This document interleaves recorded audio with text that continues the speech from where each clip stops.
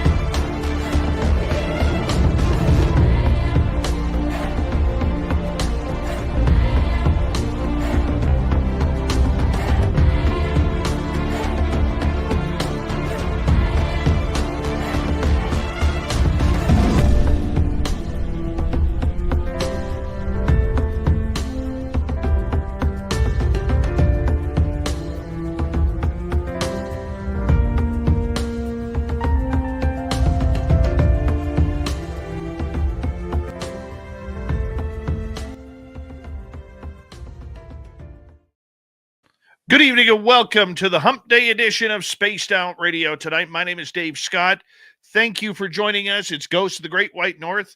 However, we have a caveat tonight. There is no Merle.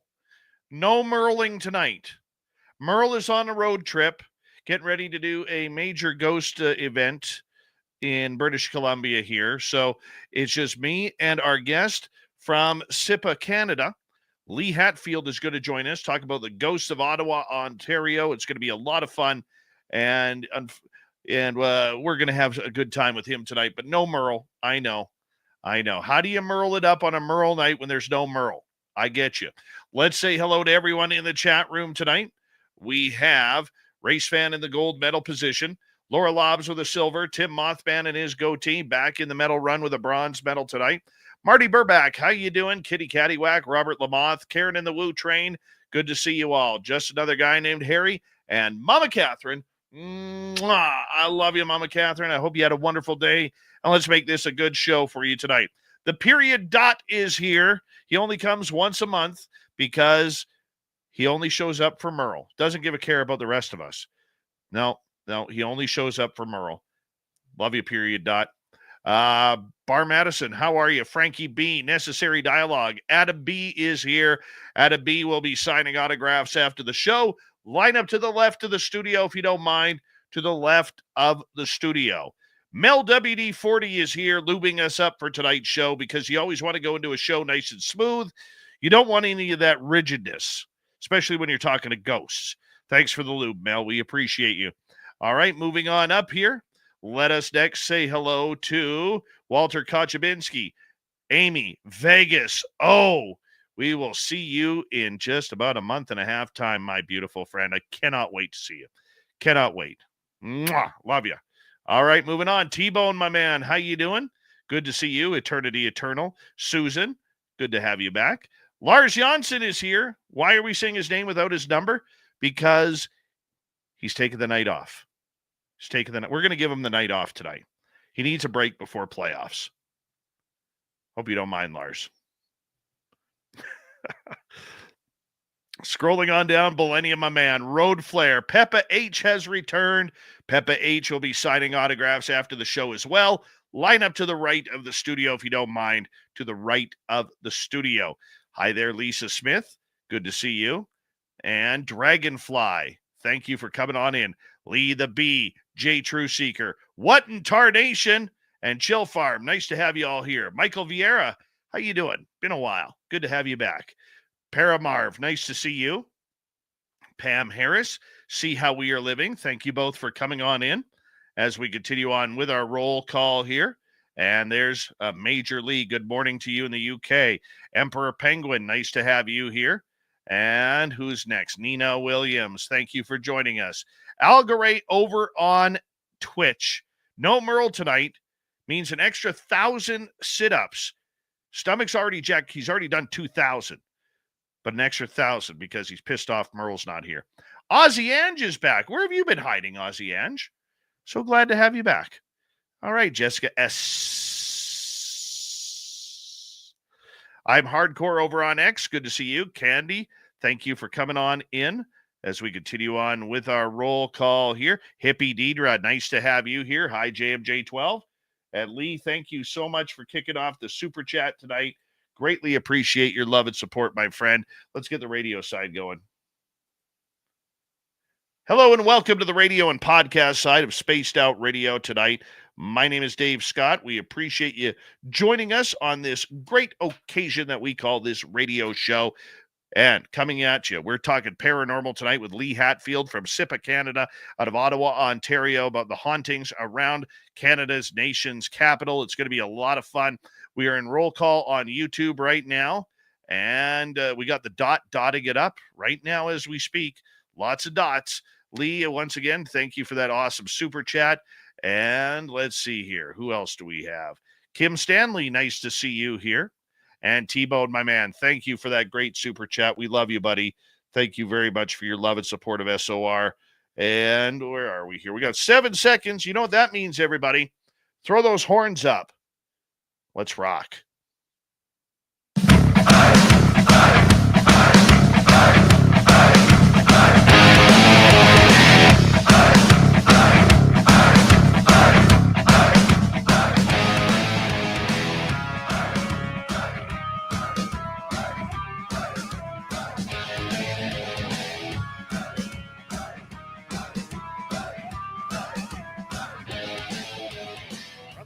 Central British Columbia, to you listening around the world. This, my friend, is Spaced Out Radio. I'm your host, Dave Scott, sitting in the captain's chair of SOR headquarters. We welcome you to tonight's show on our terrestrial affiliates around North America, digitally, every major podcast network, our website, spacedoutradio.com. We have a plethora of pages for you. Rock out the book, read the news flyer, check out our you can follow us on X at Spaced Out Radio, Instagram at Spaced Out Radio Show, and on Patreon in the Space Travelers Club. Tonight's show is brought to you by Chive Charity. Help make the world 10% happier by visiting Chive Charity today. You can find them on our website.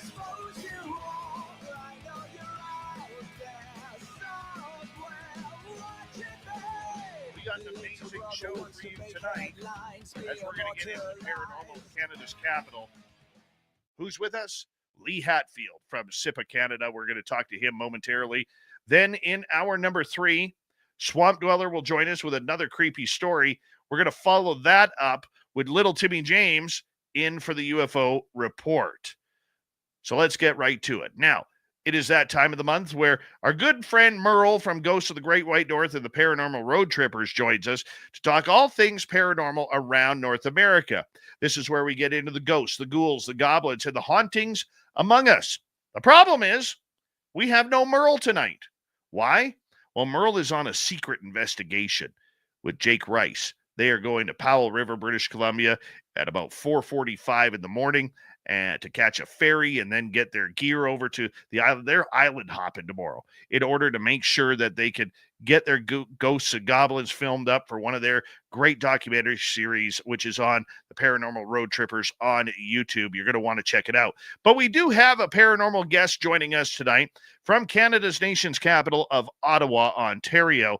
We have Lee Hatfield. He is a part of a scientific team called SIPA Canada, and we're going to learn all about the hauntings, the ghosts, the ghouls, the goblins, and everything in between that is haunting the central east side of this great nation. Let's bring him on in. Lee Hatfield, welcome to Spaced Out Radio for the first time. How are you? Hi, Dave. Thanks so much for having me.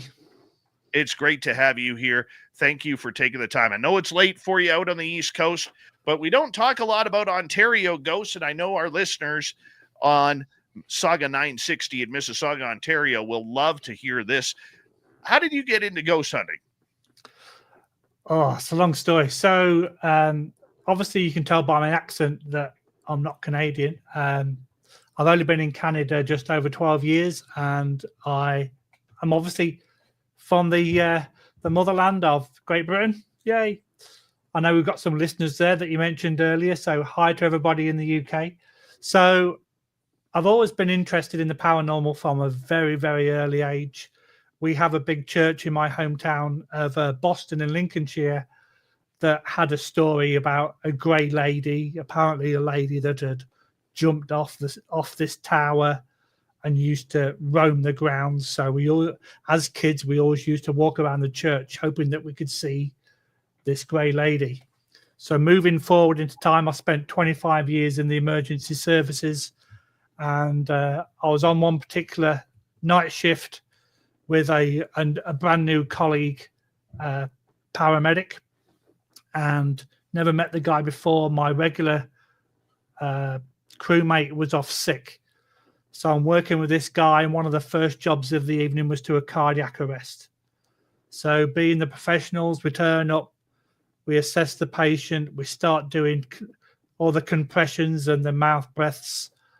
And then this guy who's sat opposite me, because obviously we knelt down, he goes, the spirit of the patient is stood behind you, telling you that you can stop. It's like, I'm sorry, what? He goes, yeah, the spirit of the patient who's passed is stood behind you and telling you that you don't have to do CPR anymore because his time has come. And my mind's kind of like blown because I've never had this kind of thing happen to me before. So I'm trying to still do my job and be professional. It's like, okay, yeah, with all due respect, can you tell the spirit that I have a job to do and I can't just stop? So cutting this long story a little bit shorter, after the regulation time of 20 minutes, we were allowed to call the death, which we did. And this guy opposite me goes, yeah, the spirit's happy that you've stopped, and he can move on to the next realm now. And I'm like looking at this guy like, what are you talking about? And he goes, oh yeah, I forgot to tell you earlier, I'm actually a medium and I can see spirits. And I'm like, I'm absolutely speechless by this time. So I'm dealing with the family of the deceased. And then once we leave the site and we get back in the vehicle, it's like, dude, you can't throw that on me in the middle of a cardiac arrest. You could have waited until afterwards to tell me that, not during the middle of it. And like for the rest of the night, I'm asking him loads of questions about what's it like to be a medium? You know, what happens when you see a spirit? What happens when you hear one? And that was it for the rest of the night. It was like he was being quizzed on the paranormal. So that was my first real injection into the paranormal. The injection that you had getting into this, were you a believer prior to this experience? Or was this the one that kind of woke you up and said, what the heck is this all about? I was kind of a open-minded skeptic, and I still am to this day, because obviously I want to experience things for myself. But it was more, as a kid, it was more of, I want to see ghosts. I want to hear them. I want to see it. People always talk about ghosts all the time. And as a child, I was a very big fan of Borley Rectory, which was one of the most haunted locations in the UK. Big fan of that. But it wasn't until that particular episode that I actually got a lot more interested into it than what I was at the time, because I'd never become open to it. I'd never experienced any of it. So that was my first like jump forward into the paranormal world, and it just progressed from there, really.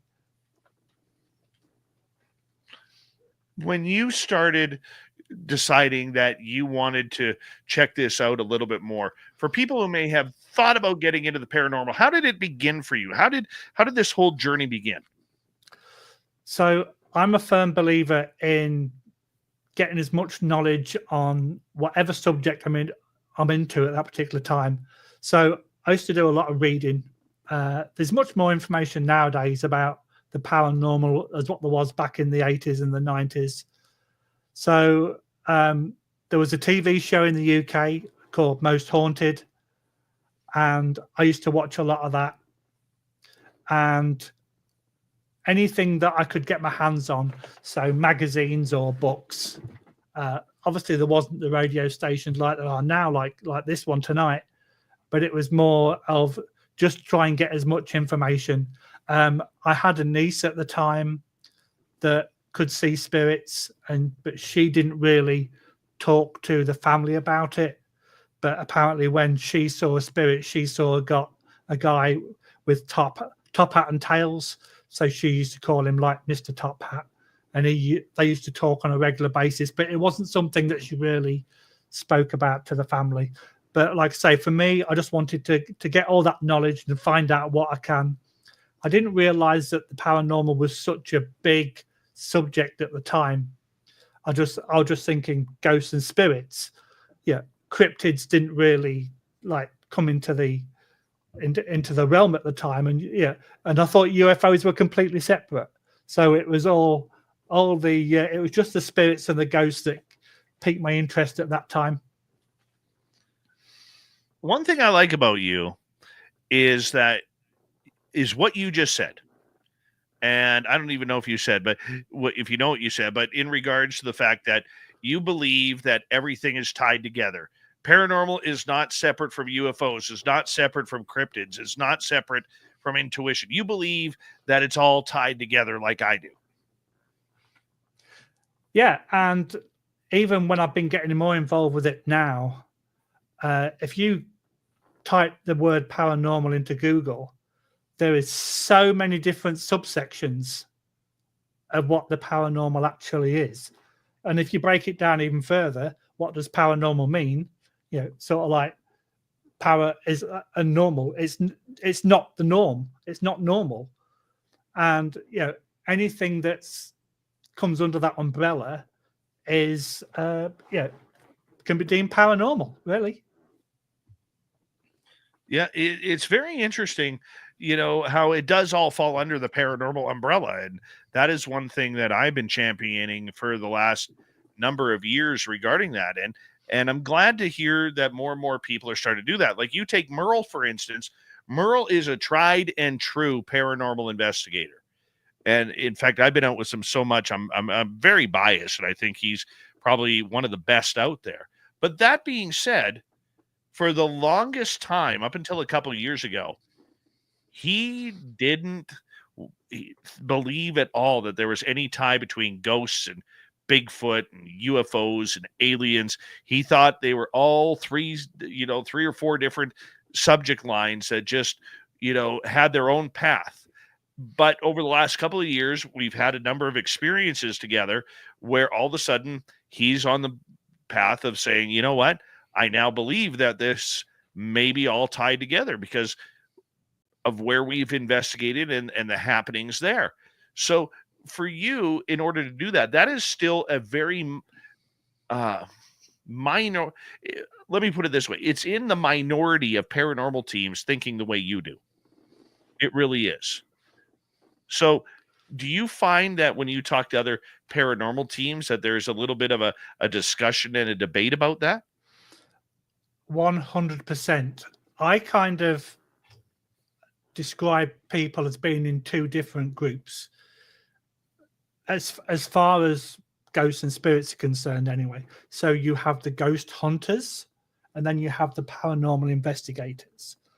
The ghost hunters mostly go to these venues. They want to go out and they want to get scared. They want to be frightened by whatever spirit or voices they hear or that kind of thing. Where a paranormal investigator, in my personal opinion, wants to go and help the client. So if you're going to a private residence, you don't have to believe that it's the paranormal nature of what's occurring, because there's so many different things of natural phenomena that can cause hallucinations.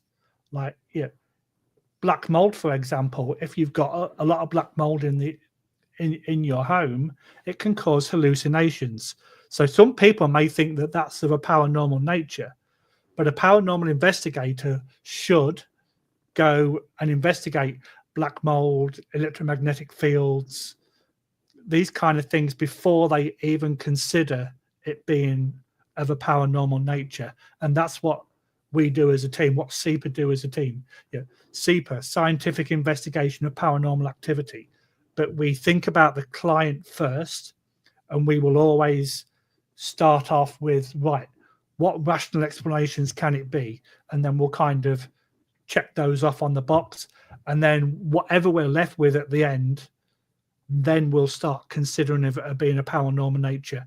And then we'll start looking at things in a different direction. In your opinion, what's the science of the paranormal? Because I've looked at many a team out there, and I'll be honest with you, I actually stopped for a long time interviewing paranormal teams because I got real sick and tired of the fake science and them hiding behind the word science in order to make themselves look bigger, better, and more credible. For you, what is the science behind the paranormal? Okay, so the way that I do things and the way that the team do things, we use the word science because in my box of tricks, I've got a anemometer for checking like wind speed, barometric pressure. I've got a tri-field for measuring electromagnetic fields. I've even got a radiation detector. I've got a black mold detector. So when you say scientific, you're also talking about the legitimate technical side of it, of what can cause hallucinations, for example. Whereas, yes, we do have some of the normal ghost hunting toys, but we also put them to the scientific test. So, for example, a lot of teams will have cat balls, for example, or motion balls, as they like to be called. But what we will do, yes, we will have one on site somewhere on the floor, but then we'll also have a vibration monitor next door to it to measure to see if someone's walking past and they stamp the floor with the feet, the cat ball can go off, and so can the motion detector. But if one goes off without the other, it may not be of a vibration that's actually setting it off. It could be something that we need to look into a lot further. So it's the examination of all the rational phenomena. And then if you are going to use these toys and gadgets that have got the word ghost in front of it and cost mega bucks that people like to buy, then you have to put those to the test as well. So a perfect example is we was in an investigation last summer and one of my guys wanted to do a Ouija board. So okay.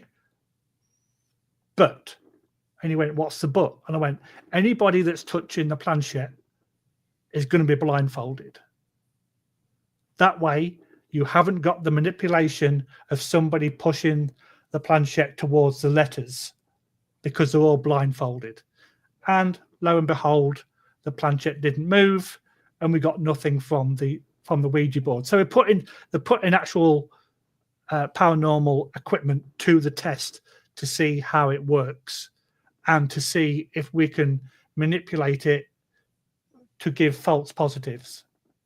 So that's what we kind of do. We have the professional equipment that you can buy from hardware stores to measure all the normal stuff, but then you have the paranormal toys or the paranormal gadgets, and then you have to put them to the test as well.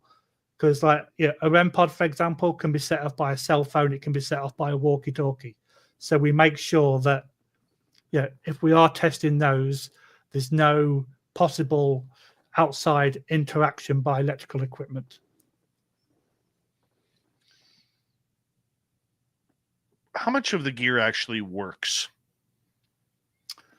So from the technical side, all the stuff that I've got is actually used by contractors. So your black mold, your tri-field EMF, and anemometer for air pressure. They're all proper technical pieces of equipment. Some of the pseudoscience gadgets, your REM pods, your ghost boxes, those kind of things. The ghost box is basically a radio. However, the consensus is that spirits can manipulate the white noise to provide words, but at the end of the day, you're still skipping over loads and loads of radio stations. So potentially you're going to get music, potentially you're going to get words. So with things like the REM pod, there's so much manipulation that can be brought in from an outside source. So if you key your microphone on your walkie-talkie, a REM pod will go off. Yeah, and it's the same with some of the other pieces of equipment. We was actually at a venue last summer where we unplugged a fan, and the surge of the electricity unplugging it and plugging it back in sent the REM pod off. And we actually did it 5 or 6 times to see if it was the surge of power, and it was. Every time we plugged it or unplugged it, the REM pod would go off. So some of the pseudoscience equipment, it's if you can get it to work and you test it in the correct environment, then I'd like to see some of the results and examine them further. But from the technical side, like I say, it's all professional equipment that contractors can use in everyday life. I always am of the belief, and I'm curious your opinion is, we got about 2.5 minutes to go here before the break. What about you being the ultimate piece of equipment? Now, that's an interesting point because, at the end of the day, if I hear something and you don't, that's my personal experience. I know what I heard, and I know there wasn't any outside interaction. So for you to be that vessel, if you see a ghost figure, like a shadow figure or a spirit, only you've seen that. Some people can manipulate that. Not manipulate, that's the wrong word. Use that to their advantage.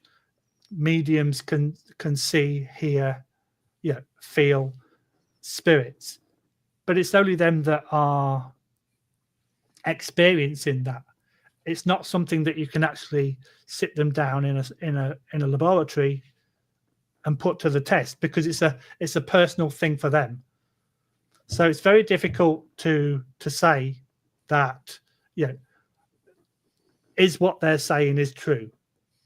I like to think it is, because I like to have that kind of belief, because where do they get the stories from? So that's an interesting thing to investigate much further. Well, I mean, it gives you a starting point. Like a lot of people will always, especially in the UFO world these days, the big argument is, where's the proof? Where's the evidence? Number one, there is no proof. Number two is there's lots of evidence out there, but you always need a lead. You need a direction to go. And to me, that's what the personal experience is. Like you take scientists like Gary Nolan or others who are studying brain activity on abductees. They have nowhere to go if somebody didn't come out and say, I'm an abductee. I get taken once every 3 weeks, or I get taken once every 3 nights. You need a lead. And that's exactly what an experience is. Exactly. And you can use the UFO world as a perfect example. You would be extremely naive to think that with the vast universe that it is, and it's getting bigger day by day with all the technology that we've got out there, you've got to be really naive to think that we are the only people on one planet out of all these different universes out there. How is it possible that we are the only people on one planet in 25 to 30 million universes? So I like to use that as a perfect example of, are we alone? Well, probably not, but I agree. Hold on right there, Lee. We're going to come back here in just a few minutes. Spaced Out Radio, Ghosts of the Great White North from Ottawa, Ontario. Lee Hatfield, one of the members of SIPA. Canada. We're going to get into this more and his investigations and stories when we return.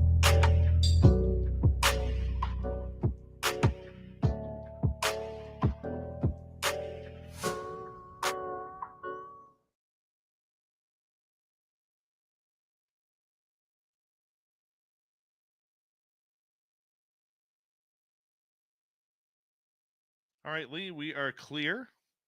Great. And let me just unmute you here. That always helps. Yeah. Good start, my man. Thank you very much. It's a lot of fun so far. Good. And I like it how you say, yeah, this is my personal opinion. It's not, you speak to a different investigator, they might give you a different opinion. And it's really fun to say, well, this is what I think. Yeah. And you may disagree with me, but that's your opinion. Well, I've got 20 years behind a microphone from my radio career to what we're doing now, and or from the start of my radio career to where we are now. So it's a journalism degree and an understanding of how radio works. So, but thank you. Yeah. And like one of my guys, he's got a degree in filming. So yeah, he does the editing of all our videos and stuff like that. Yeah. So yeah, I appreciate all the hard work that has to go behind the scenes. Yeah, it's not just a case of sitting down and like pushing buttons. You've got all the planning before it, and that takes a lot. And I know that even more now that I'm planning these podcasts. Like the amount of planning comes into it is like phenomenal. My calendar's never been so full, ever. It's tough. Yeah, it is. But it's what we like to do, though, Dave. So that's the main thing. Like I said earlier, we wouldn't do it if we didn't enjoy it. Oh, it's so much fun getting to talk about this all the time. Oh, for sure. See, I should make a career out of it.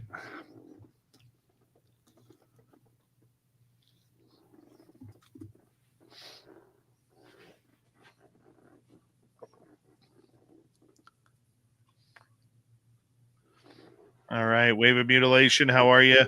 Gamer Quest, nice to see you. Flubber Lane as well.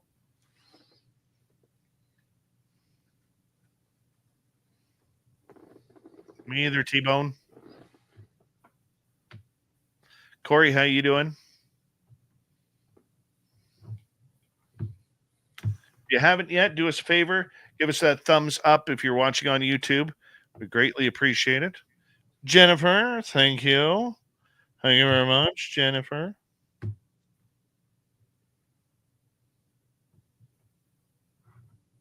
Jennifer, where's your sidekick? Where is she hiding? How's she feeling? Give us an update, okay?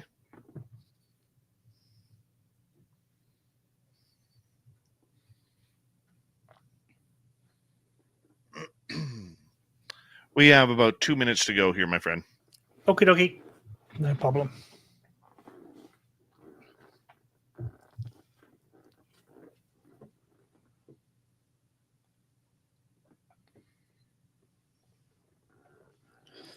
So maybe we should have got a cardboard cutout of Merv tonight to sit by the side of us so that he didn't feel left out. No. Oh no, we're gonna abuse him on this one. I get the opportunity to. See all his fans joining tonight, and he's not here. Oh, that's okay. They still like me.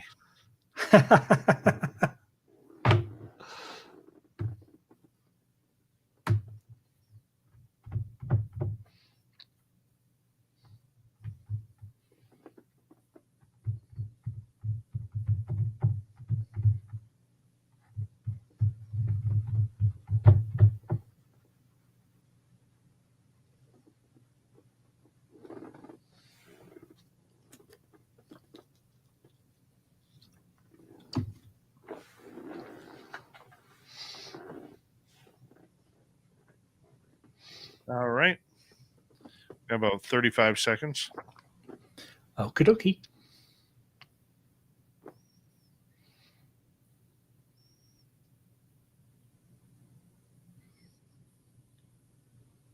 Big thank you tonight to Major Lee, T-Bone, and Jennifer for the super chats.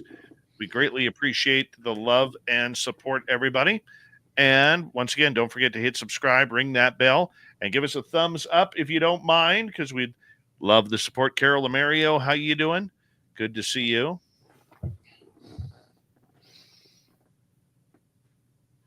And here we go.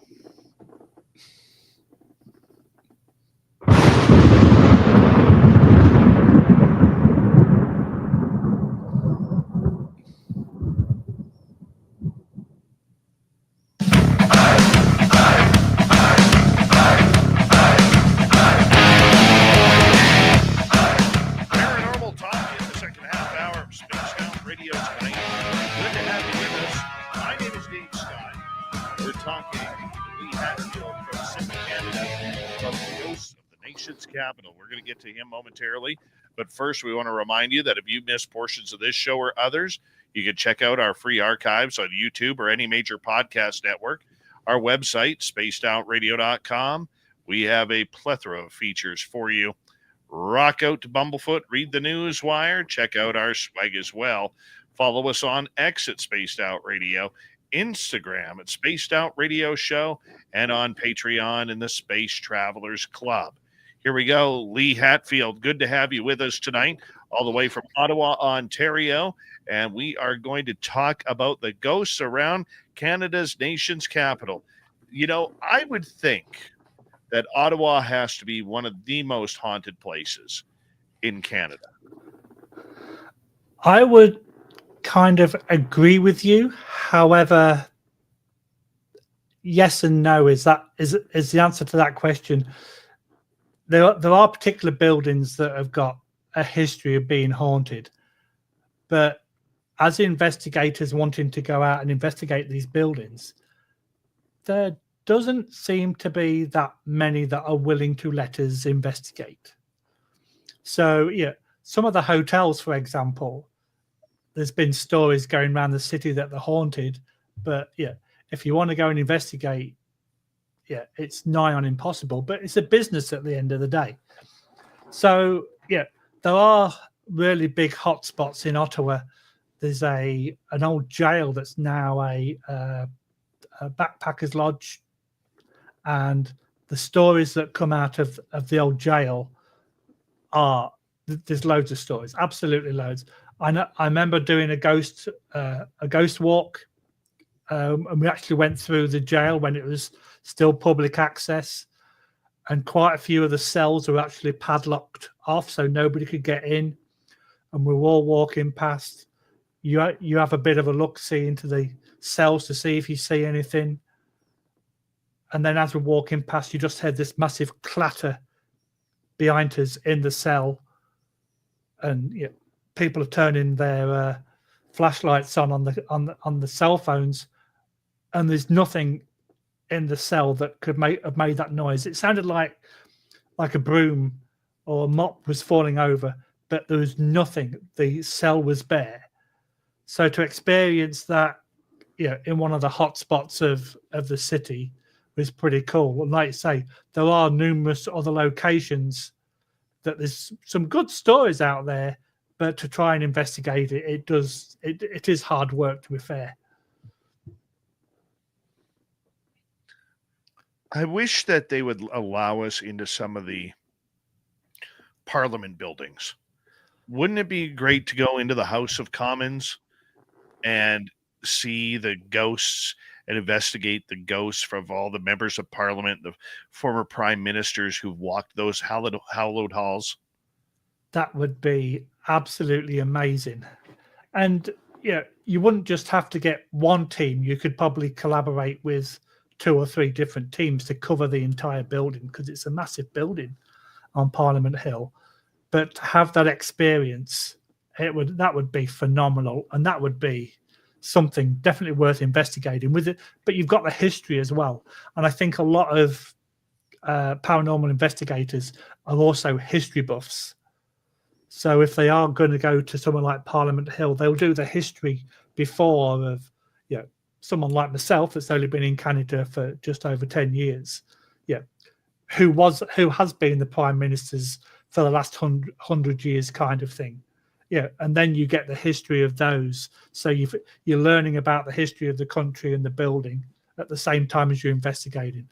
But Parliament Hill, that would be top of the bucket list, I think. Yeah, I think it would be interesting. I mean, you think of the names. I mean, our American audiences are going to know, our British audiences are going to know, but names like Louis Saint Laurent or William Lyon Mackenzie or John A. MacDonald or even Pierre Trudeau or John Diefenbaker, many of them who loved leading this country. I always wonder, are they there? Are there spirits and ghosts there? Because you never hear about it. No. I mean, it would be, I guess, the equivalent on the American side would be, to do the congressional buildings or the White House.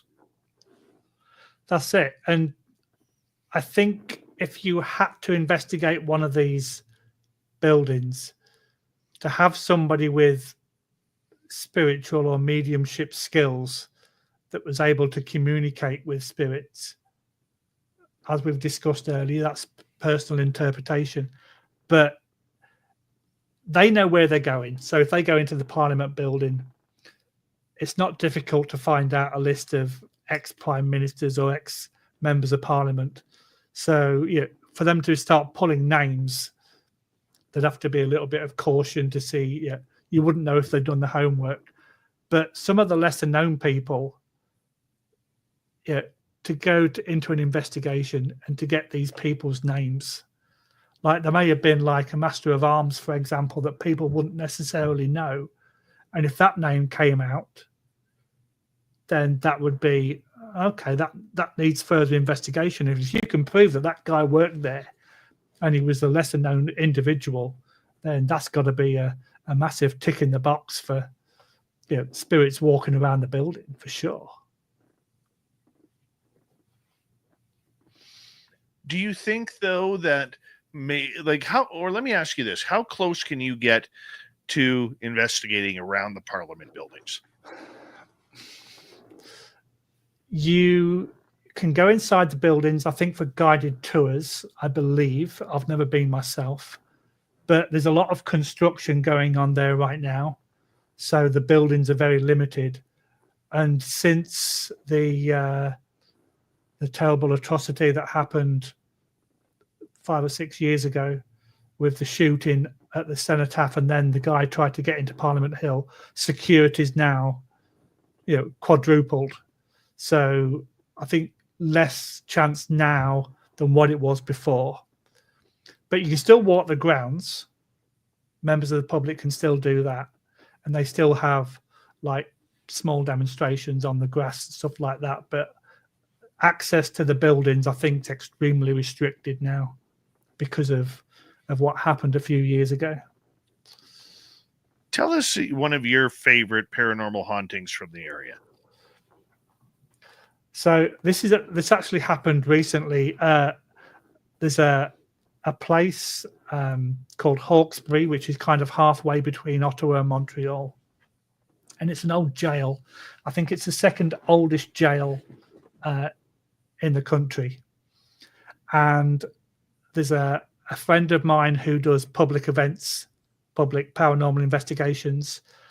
And I'm talking to him while I'm at work one day. He says, "Oh, what are you doing tonight?" I said, "Well, not a lot." He goes, "I'm setting up for a public event at this prison, and it's got a French name, l'original, but I don't speak French, so my interpretation of that word is terrible." And he asked me to come and help him because he doesn't like going onto death row by himself. And he showed me a video of one of the times that he was there, and you could hear whistling as like someone's cleaning the floors, like a janitor. And he said, "Yeah, that happens in this area." And he was showing us around the location. I took my wife with me, And there's two incidents that I love telling people. We went out into the courtyard, and there's a big stanchion where they used to hang people. It's a replica. It's not the original one. The wife wanted a photograph up the top of the gallows, so I took a picture. And as she's coming down the steps, my friend said, the last 3 people to be hung here are buried in this courtyard. Can you tell me where they are? And my wife's walking on the grass, and she goes, yeah, 1, 2, 3. And I'm kind of like looking at her. He's looking at me. And I went, excuse me? She went, yeah, it was cold up to my knees, then it stopped. Then it went cold up to my knees and stopped. And she did that 3 times. And my colleague went, yeah, she's absolutely spot on. And he looks at me and goes, what the hell have you married? So what? And the second experience, there was a room that used to be a kitchen, and it was being redecorated. All the kitchen stuff had been pulled out. It was a bare room. There was decorators' boards and blankets on the floor, whitewashed walls. There was no cobwebs, no dirt. It had all been cleaned. It was a sterile area. And I'm walking around, and he's explaining what the room used to be. And all of a sudden, I just got this stroke down the side of my face. And I'm thinking, oh, it's cobwebs. But looking around, it was a completely sterile area. There was no cobwebs, no dirt, no leaves, nothing. It was, like I say, it had been whitewashed recently. And as sure as day, I got this stroke down the side of my face, and I spun round thinking it was cobwebs. And the guy goes, what's wrong? And I went, I've just been stroked down the side of my face. He went, oh, yeah, people have been known to get touched before. And that was my first full-on experience of being touched by an unknown entity.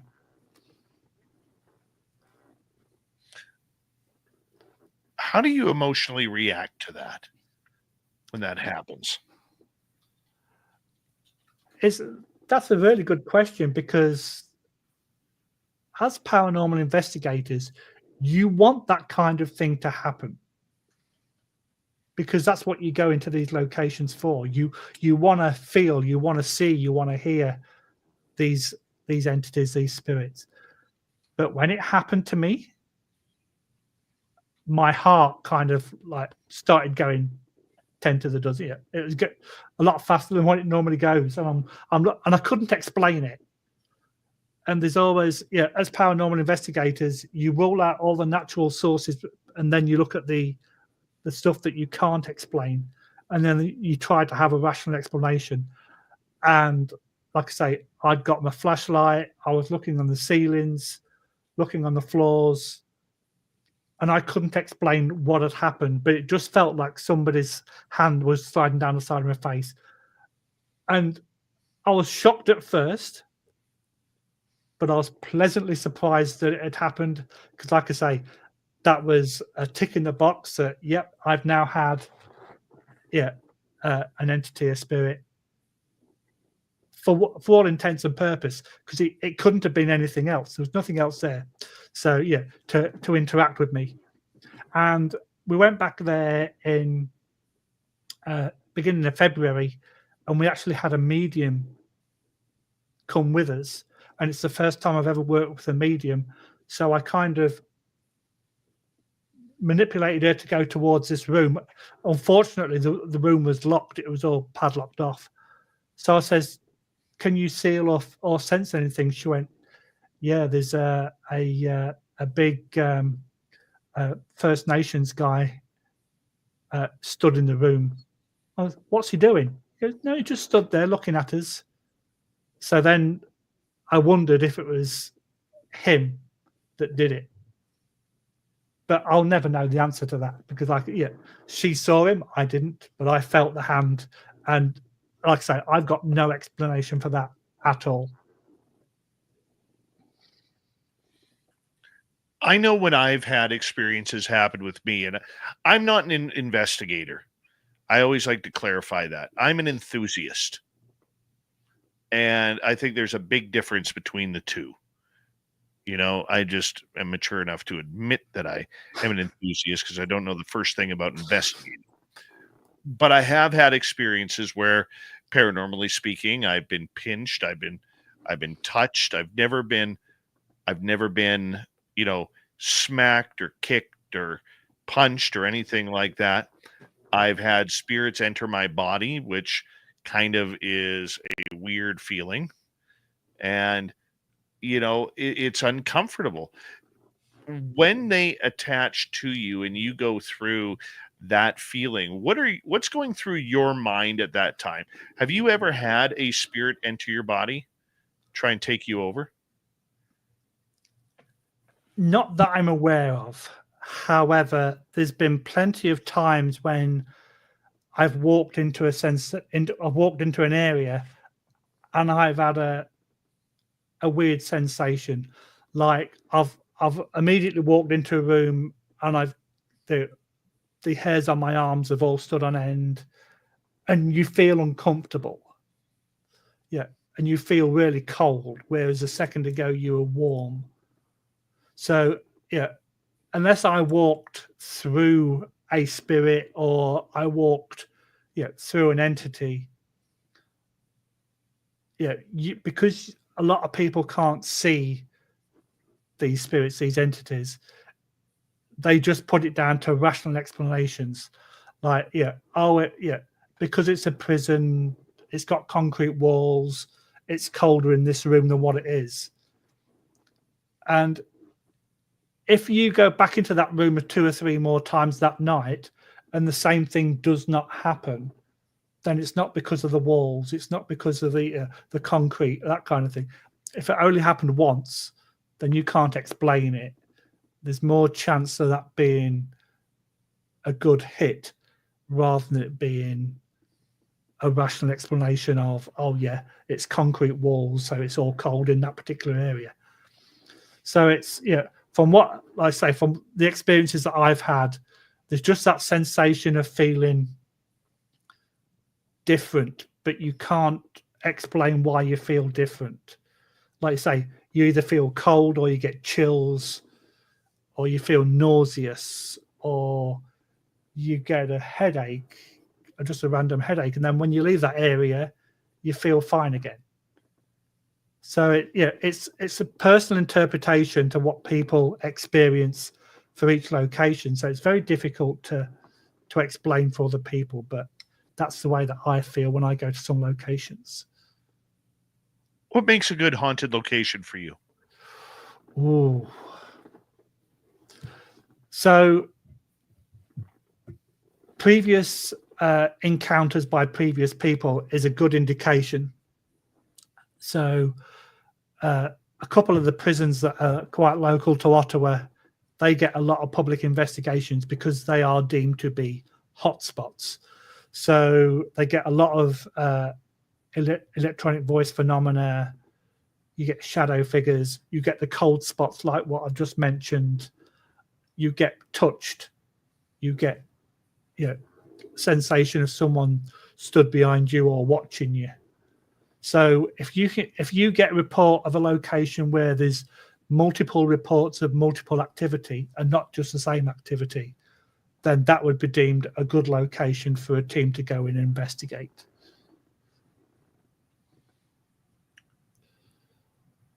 A lot of people go into haunted buildings knowing they're haunted and trying to debunk everything. I think, in my opinion, I'm curious how you feel about this. In my opinion, debunking isn't ghost hunting. It isn't paranormal investigation. All you're doing is trying to discredit people's stories, people's encounters, everything like that. Now, on that same note, if I go out, I'm being skeptical because I think skepticism is healthy. What is your opinion of the difference between being skeptical of what's going on, because you always want to try and find logic before the illogical, and debunking? Okay, so I speak about this a lot to people because when people find out that I'm a paranormal investigator, they all go, "Oh yeah, it's complete bunkum." And you go, "Okay, so what evidence do you have?" Or what do you mean? Well, you must have some sort of evidence. Otherwise, you can't say what you just said. Oh, no, I just think it is. Okay, so. But one thing that I like to say to people, if there's a rational explanation. So, for example, if you're in a location and you hear a noise, okay, is there a road close by? Could it have been a car? Was there any contamination from another group or another individual?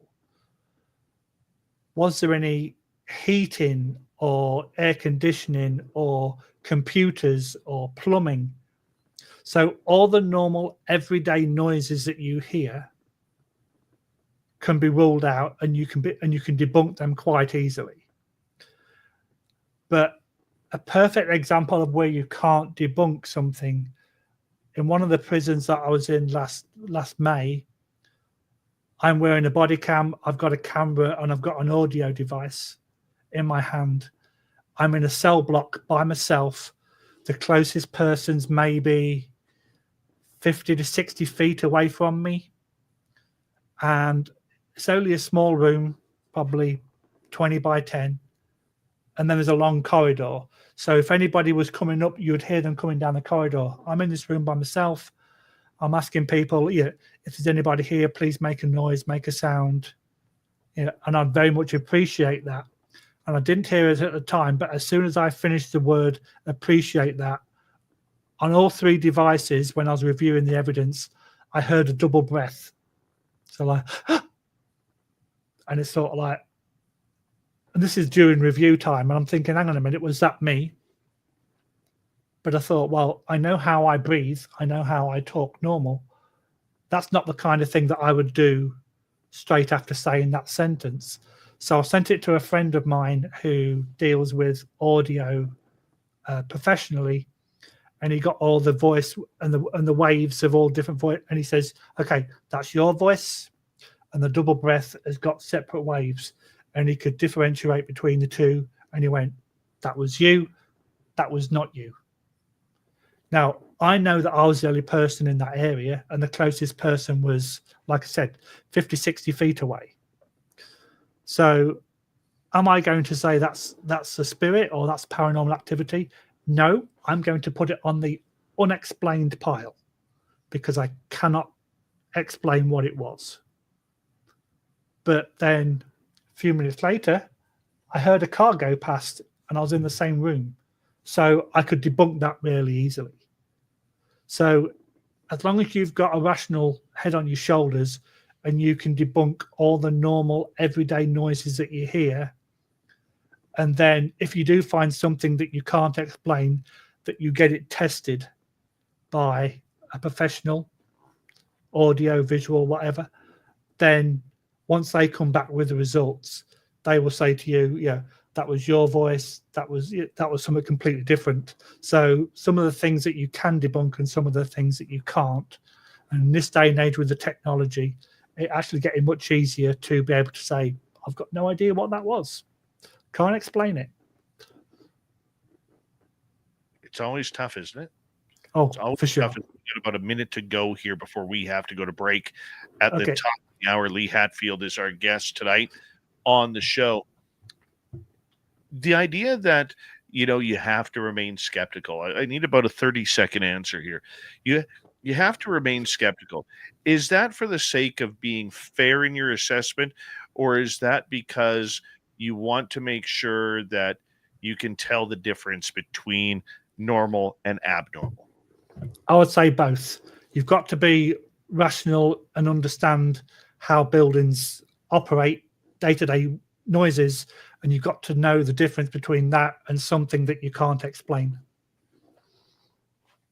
I love it because I think it's important to define that there is a difference, because in the second hour, we're going to get more into your stories and encounters with the paranormal supernatural world. And I think for people wanting to get into this, my suggestion is find a ghost tour, find a paranormal investigation that maybe is taking volunteers to go on out. It's not as scary as you think. It's not as fun as you think. There's a lot of downtime. There's a lot of dead time, pun intended. But it is a great way to do something a little bit different. Ghost hunting tonight on Ghost of the Great White North here on Spaced Out Radio. Central Canada's Hatfield will return for hour next.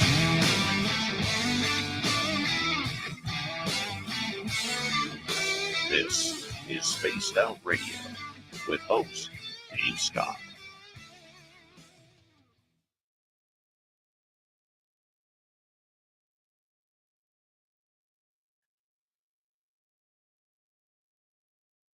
All right. Lee, I'm going to put you back in the green room for a few minutes. We're going to take about a 5.5 minute break. I'll be right back, okay? Okay, no problem. Be right back.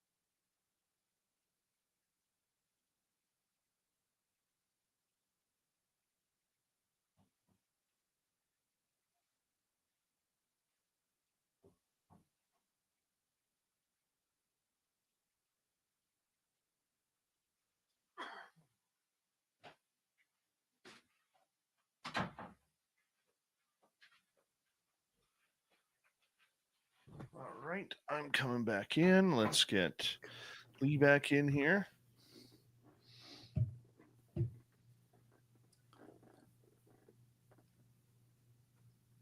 Hi, Ozzy. How you doing?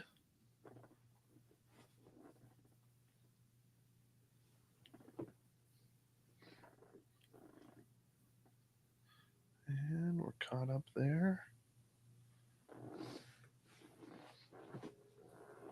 T-Bone, I can't find one of your questions. I forgot to mark it. Can you repost it?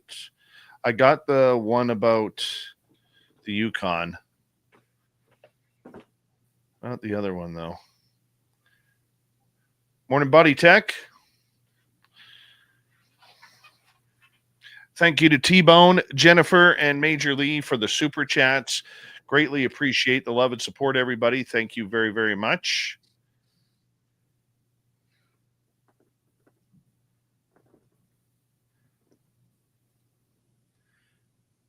You having fun, Lee? Oh, absolutely. Good. It's good to be on the receiving end for a change. Makes me think this late at night as well.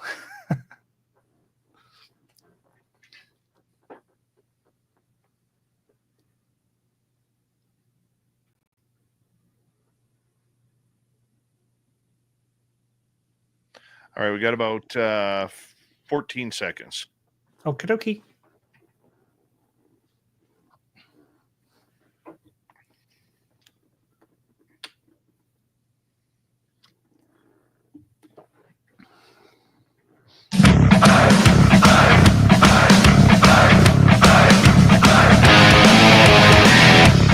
Kicking off hour number 2 of Spaced Out Radio tonight. Talking paranormal all night long. My name is Dave Scott. Thank you for joining us.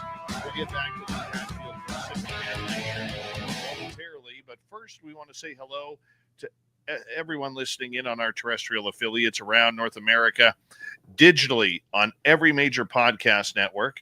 Our website, spacedoutradio.com. We have a plethora of features for you. Rock out to Bumblefoot, read the news wire, check out our swag as well. Follow us on X at Spaced Out Radio, Instagram at Spaced Out Radio Show, and on Patreon in the Space Travelers Club.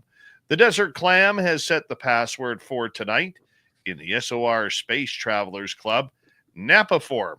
Napaform is your password. Use it wisely, Space Travelers, as the Clam sets the password each and every night, right here on Spaced Out Radio.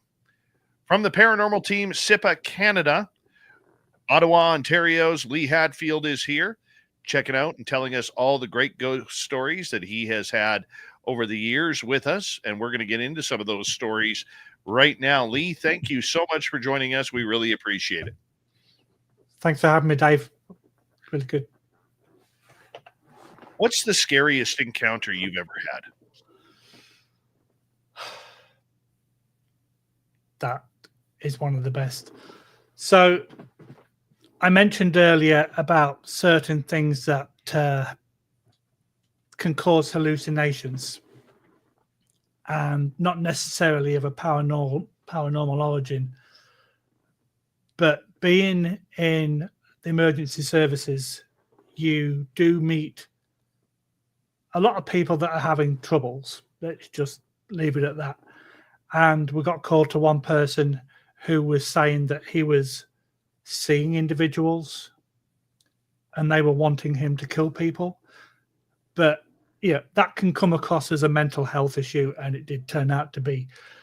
But even though he was saying that these individuals were telling him to kill people, that kind of stuff puts you on edge. And even though you're still in that environment and the individual's been taken away, you don't know what he was seeing or what was going through his mind. So for you to still be in that environment, it does make you kind of look over your shoulder all the time, just on that off chance that what he was seeing are people that you can't see, if that makes sense. And it is that kind of thing that puts you on edge. With regard to actual investigating, as a kid, most people were scared of the dark. And if you're sat in a building and there's only a few people there, it kind of brings back that scared of the dark mentality as you had when you was a child. And it's really weird that, I'm coming up to a big birthday in June. I still sit, if I'm in a room, I will still sit with my back to a concrete wall. I will not sit against a window. I will not sit against an opening. I will always have myself protected against a brick wall. Because of what we're doing, you just don't, people don't know what's out there. There could be nothing, and there could be stuff that we can't see. So there's always that thing in the back of your mind going, you need to protect yourself. And even though, I've not really been in that many scary locations, there's always that doubt in the back of your mind that, okay, there's been reports of people getting touched, voices. If one of those entities decides to kick it up a notch and you're that intended target, you always need to have a way out, somewhere that you can go, okay, I've had enough, I'm out here. So, I've kind of answered the question, but I wouldn't say that I've been in a situation where I've been absolutely terrified. Have you ever encountered demonic or evil spirits? No. And I'm a firm believer in they're not as common as what people think. So I have done a basic course on demonology because I wanted to get as much information as I can, as I said earlier, about the paranormal world, and demons and demonology and exorcisms is part of coming under that umbrella. Now, you get a lot of people on TV shows that say they're possessed, but if you are possessed by a demon, you can come out with secrets like, Dave, I can tell you about a secret that only you know. And that's the kind of thing that a demon would do. It would come out with a secret that it would know that information. So if you've got a love child or you're having an affair, that kind of thing, it would be able to tell you that kind of information. Where it gets that information from, nobody knows. And allegedly, demons also can make you speak different languages that you never knew you could speak. And they can make a body contort into different ways that you wouldn't physically be able to do it. And when the person's recovered, they have no injuries. So I believe that demons are not as common as what TV makes it think. So if I come to you and go, I think I'm possessed, the chances are I'm not. I'm just saying that. But one thing that I tell people is, and this was on the course that I did a few years ago, the Catholic Church in Italy hired 250 priests to become exorcists. You think that's a lot. But then the first thing that they taught them was mental health issues. Because more of it nowadays, because of, we've just got over COVID and there's been other things and other mental issues that people are experiencing. What was a mental health issue in the past, because the medical people didn't understand it at the time, they would refer to it as a demon. So I don't believe it's as out there as what people think. I know Merle has never ran into a demon. Television, I think, makes them appear like they're everywhere. Oh, like every corner you turn around, there is a demon, but it's not really like that, is it? No, it's not. It's more, like I say, there are cases where they cannot explain it. And there was a famous case, I think it was in the 70s, where this young girl was allegedly possessed by a demon, and she got 2 or 3 exorcisms, and she actually passed away from neglect and malnutrition in the end. And the family and the clergy were actually tried in court for neglect because they weren't giving this girl the medical help she wanted. They were treating it as a demonic possession. So they were doing it from the church point of view rather than a medical rational explanation. But like you say, on TV, every other show's got a demonic entity in it. But in reality, it's probably single digits of percentage in the world of true demonic cases, if it does actually exist. Okay, well, let's change the subject just a tad. Have you ever encountered just an upset spirit, an angry spirit? Now, that definition in itself can be up for debate, because do we know that spirit is genuinely angry, or are they just trying to get your attention? So let's give a few examples of what you think an angry spirit would do. So they could scratch you, they could hit you, slap you, or throw things at you. Now, some of the documents and the courses I've been on explain things in a different way. So if I'm a spirit and I try to talk to you, if you're not on the same wavelength, you're not going to hear me, no matter how hard I try. So my next step will be to try to touch you to let you know that I'm there. So if someone said I got touched, I got pushed, it's not necessarily a bad thing from a bad entity. It could just be the entity is trying to get your attention. And that can be related to scratches as well. So if an entity is putting their hand out and they try and grab you just as you're moving away, potentially that scratch could just be those entities trying to touch you and get your attention rather than to give you harm. And again, with something being thrown, if they can move objects, then they might try and throw something at you to try and get your attention. So it may not always be that it's an angry spirit. Most spirits that I've say that we've come encounter with, we've had EVPs or we've had noises, have always seemed to be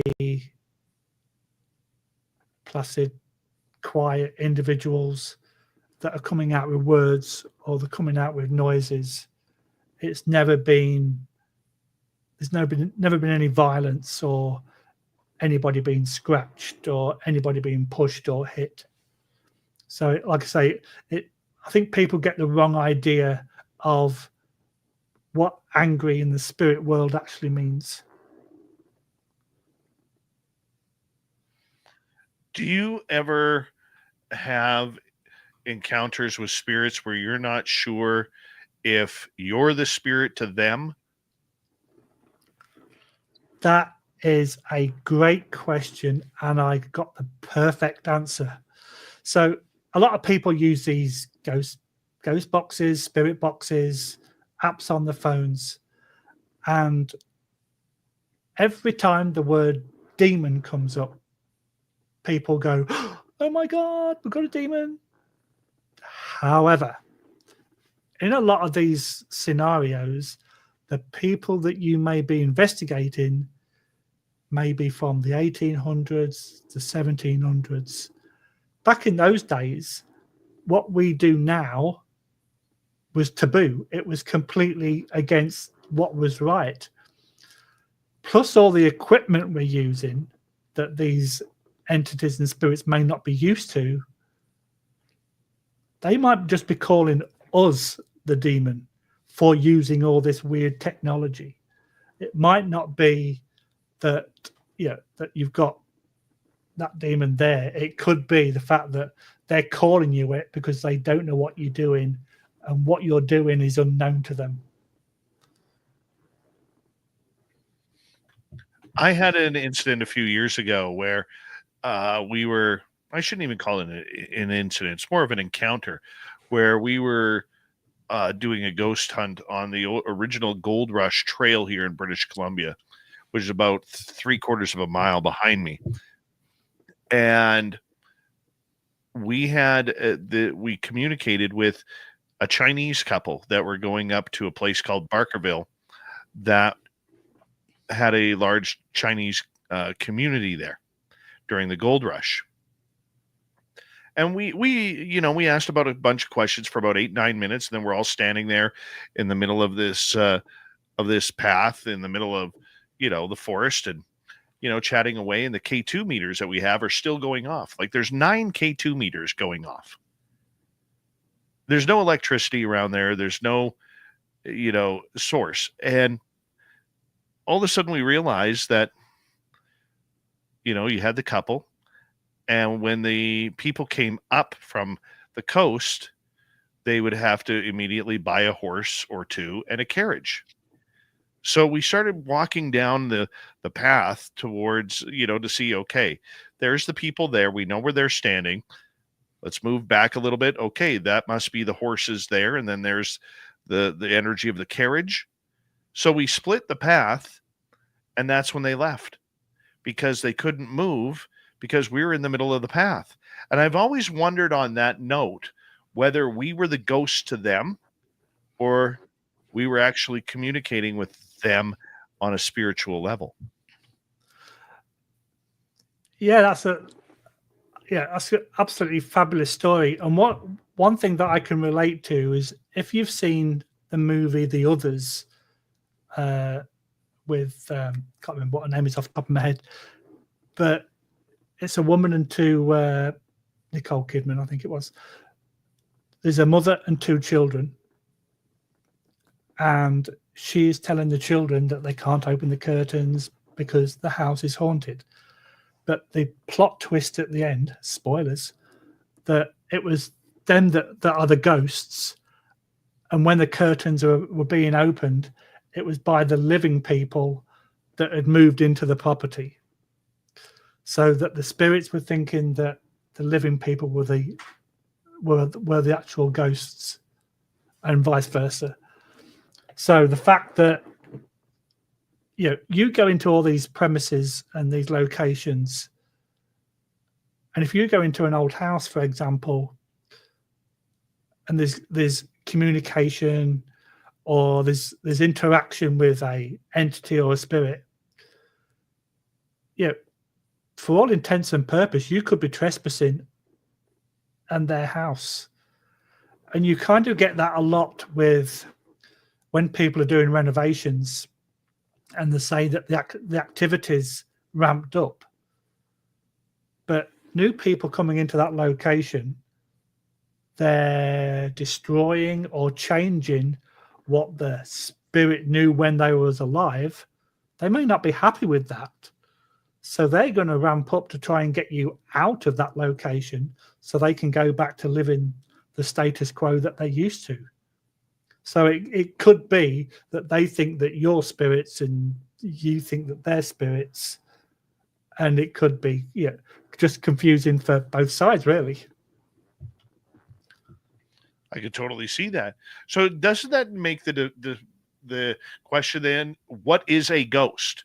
Because out of all the, we can say we're ghost hunting, the understanding and the definition of what a ghost is, we understand. But when you're investigating, do we really know what a ghost is? No. In basic terms, we don't. From what we understand, it is people that have passed, and if they haven't crossed over per se. Why have they remained in situ? And they may have unfinished business. They may have a message to get across. Grandfather's will is in the cupboard on the top left shelf, kind of thing.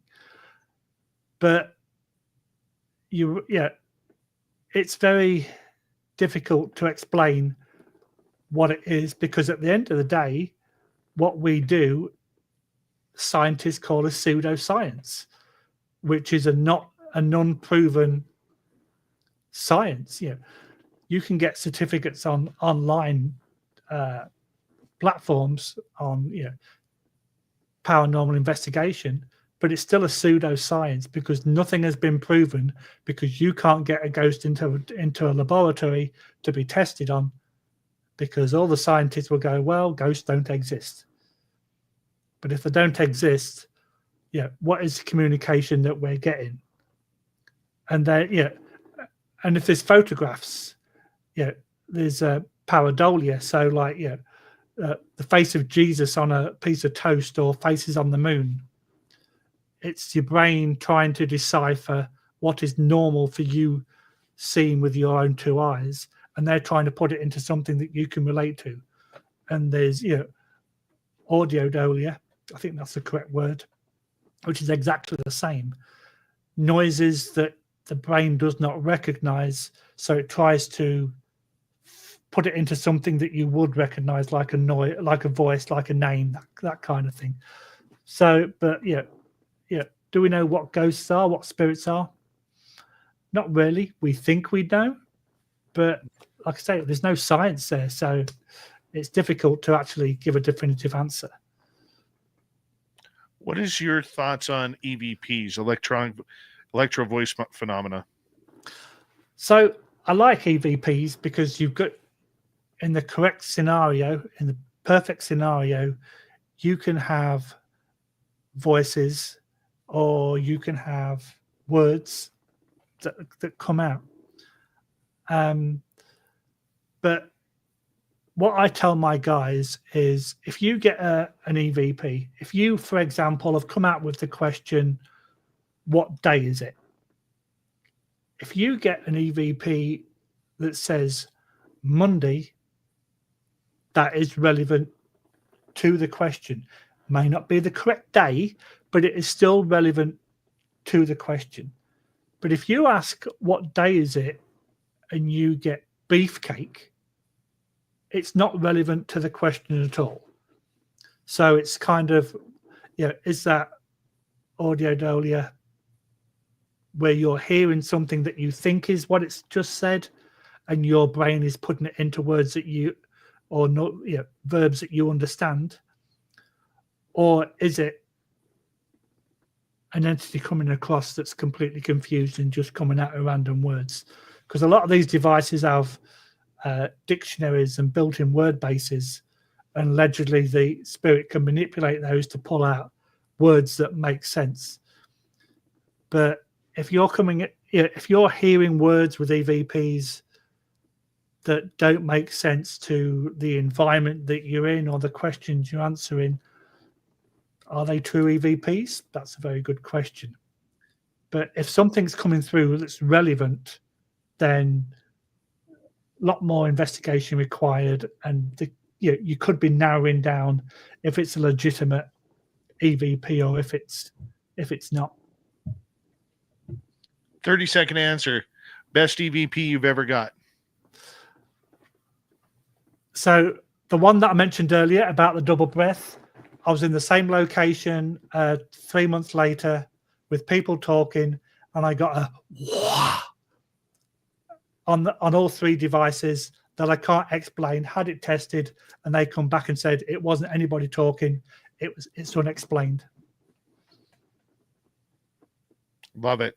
We're going to come back from the break, and when we come back, we're going to get to some audience questions here for you, because I know they are piling up, and I want to get the audience involved with this, because I also know you love UFOs. A couple of UFO questions as well. We'll be back with the second half of SOR.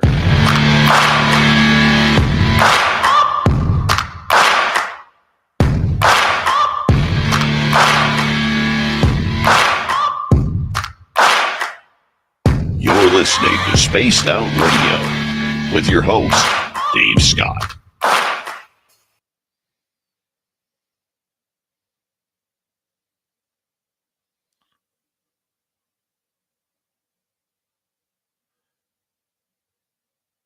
A few people are asking about the pictures on your walls. Okay, so I'm a very big historian. My third great grandfather was fought in Waterloo, and this guy at the back here, people will recognise as Sean Bean. This is one of the very few shows that he was in before he really became famous, and all these photographs behind me are all character photographs from the show, like Peter Postlethwaite over there that was in Jurassic Park, Sean Bean, but every single one of them is a character photograph rather than a normal like publicity photograph. And what is the collection of statues on your left there on the shelf? I'm a very big Doctor Who fan, so the figurines the furthest away are all the Doctor Who's, and then I've got Daleks and Cybermen across the back. That's awesome. Awesome. Thank you for sharing that. No problem. Where in England are you? Or where are you from? So this confuses North Americans because my hometown is Boston, which is 3 hours north of London in Lincolnshire, but people automatically think that I'm from Boston, Massachusetts. But what's funny about that is just outside Boston, about 10 miles away, we have a very small village of about 50 houses called New York. So we have road signs for Boston and New York, and it really does freak out the tourists when they come from North America. Right. And you came over here 12 years ago.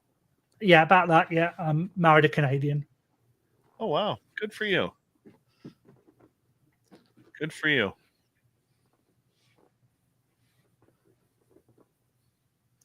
Were you paranormal investigating in England when you were there? I wasn't, because I used to do a lot of shift work being a paramedic and a firefighter. Right. So there wasn't a lot of downtime.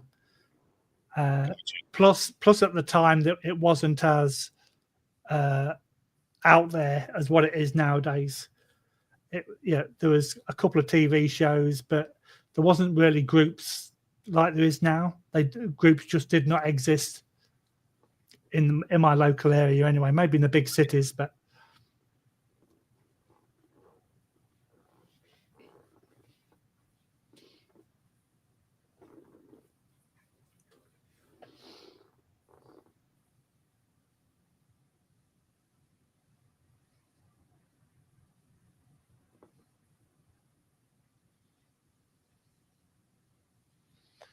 Let's see here.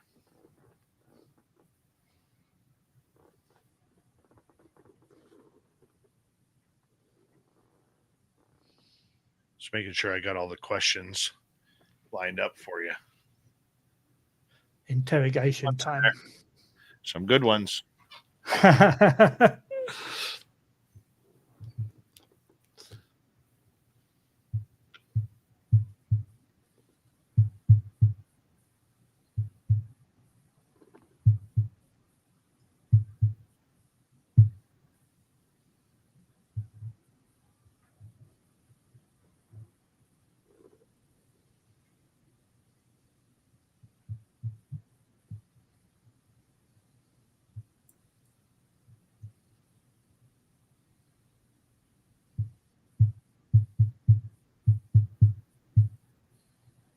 It's a good time so far tonight. Yeah, it's been fun. I've enjoyed this. I don't know why the other guys didn't want to do it.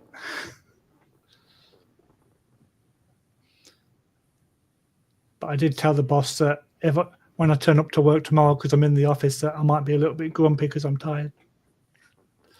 What do you do now over here? I work for that lovely company that protect our borders. Oh, lovely.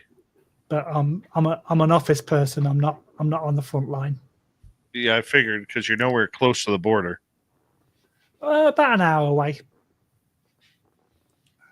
is the closest. All right. Big thank you to Jennifer, T-Bone, Lee for the super chats. Greatly appreciate the love and support. Thank you. Thank you very much.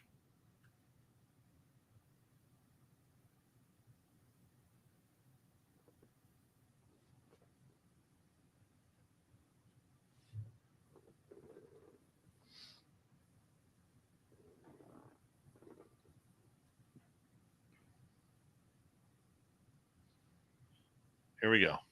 Like 10 seconds. Okie dokie.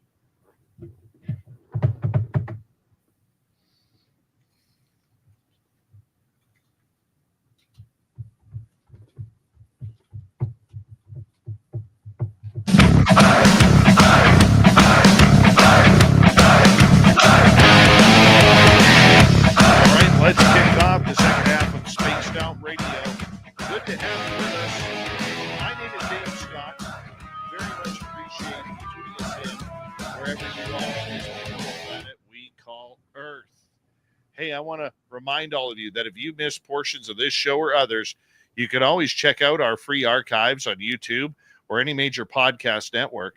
Our website, spacedoutradio.com. We have a plethora of features for you. Rock out to Bumblefoot, read the news wire, check out our swag as well. Follow us on X at Spaced Out Radio, Instagram at Spaced Out Radio Show, and on Patreon in the Space Travelers Club. Final time tonight, we say hello to Lee. Yep, Lee Hatfield. He is from SIPA, Canada. He is a paranormal investigator out of Ottawa, Ontario, Canada's capital. We're going to get to some audience questions right off the bat here, my friend. So let's take it in. Let's get to it. Let's start with T-Bone here. A UFO question. In February 2023, an object was shot down over the Yukon. Justin, dear leader, had said, "I promise all Canadians will know. I'm still waiting to know anything." What do you think it was? Well, that's a very good question, and I thank T-Bone for that. So, as I mentioned earlier, you'd be extremely naive to think that we are the only people, in this massive space. So, was it a UFO, or was it something much closer to home spying on us? That's $1 million question, because with all the activity that's going on with, and I can't go into politics, it could have been a spy drone that they're not mentioning, because if it was a drone from another country, that would be like secret information that probably wouldn't get released. So the jury's still out on that one. Very true. Very true, isn't it?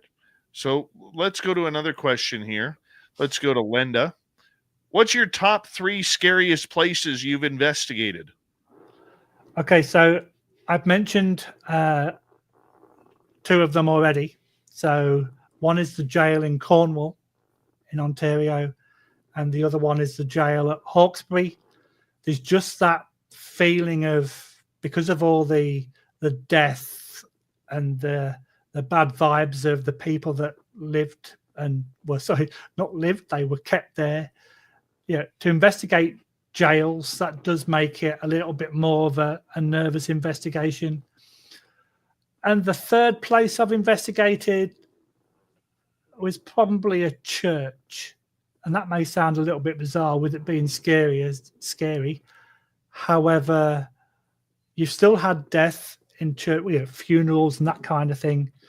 And when you've got the old buildings that do the creaking and noises that you can't explain, that does make it, that puts your hairs on the back of your neck, on end. So 2 jails and a church, I would say. Let's move on. Let's go to Joe. Why are medieval hauntings so strong? Thank you for that, Joe. I'll take you off my Christmas card list for that one. So that's a very good question. The common consensus is that the hauntings from particular periods like fade out in time. And that's the common joke, that's why we don't see any dinosaur ghosts. So with medieval, depending on the location, if it's still being used as a museum or a public attraction, you've still got that energy of all these individuals, living ones, coming to that location to learn about the history of that particular building. So if the spirits and entities that are there can feed off the energy by the living people, then they're going to stay around longer than if it was an abandoned building in the middle of nowhere that people didn't go to. So that could be one of the reasons why those hauntings are so strong. Makes sense. Let's move on. Let's go to Mama Catherine. Why are ghosts accepted whereas ETs are not? I think it's all down to concrete evidence. We can investigate more easily ghosts and spirits than we can extraterrestrials. There are people that said that they've experienced them, but it's that one person's word. Whereas if you go to a textbook haunted location, multiple people may experience the same kind of interaction and activity. And I think in this day and age, there's a lot more acceptance that the afterlife exists, whereas we don't get ET popping round the corner for a bottle of milk in the morning. They only see glimpses of UFOs and extraterrestrials rather than ghosts are more prolific in everyday life. I think they're more accepting too. Yes, 100%. And I think that's a big one right there, is that they are more accepting of what is going on and of the paranormal side. People have no problem, because a lot of people out there, I would say probably 50-60% of people have had a paranormal encounter one way or another. 100%. So when you bring that down to what we're going through today with aliens and UFOs, that's still considered sci-fi. Exactly. And it's still relatively new compared to ghosts and spirits being around for hundreds of years. All right, let's move on to Silent Listen. Who are we to send spirits into the light? Maybe God left them there for a reason and it's not their time to go into the light. What's your thoughts? I 100% agree with that. As a paranormal investigator, more likely than not, you're not qualified to send somebody into the light. That has to be a spiritual or religious action, like a prayer, etc. If they're there for a reason and you move, let's call them ghosts and spirits, if you're moving them into the light for no reason, if they've got unfinished business, like I mentioned earlier, they can refuse to go anyway. But I don't think it's right that people should send spirits into the light just because they can. There has to be a significant reason for doing so. So let's leave them here, and then people like ourselves can investigate and hopefully communicate with them, and let's prove that these things actually do exist. The one thing that you got to be careful for with these museums and places that are haunted is taking care of the location as well. Too many times we hear these teams that are coming in there, removing the ghosts or even taking advantage of the location by changing it. I know there was one team here in British Columbia that a couple of years ago, they were in a museum and it had this like chalk drawing. So when you walk up the stairs, it was on like the ceiling of the stairwell, and it was an angel and a devil, and it had a saying on there, and they felt it was their duty to paint over it without even consulting the museum. The museum had no idea how it got there. It's one of the most haunted museums in the province, and here this team came in and vandalized the place. They've now been banned from it, and they've been banned from other locations as well. But I mean, this just goes to show how how some people really take advantage of allegedly being a ghost hunter.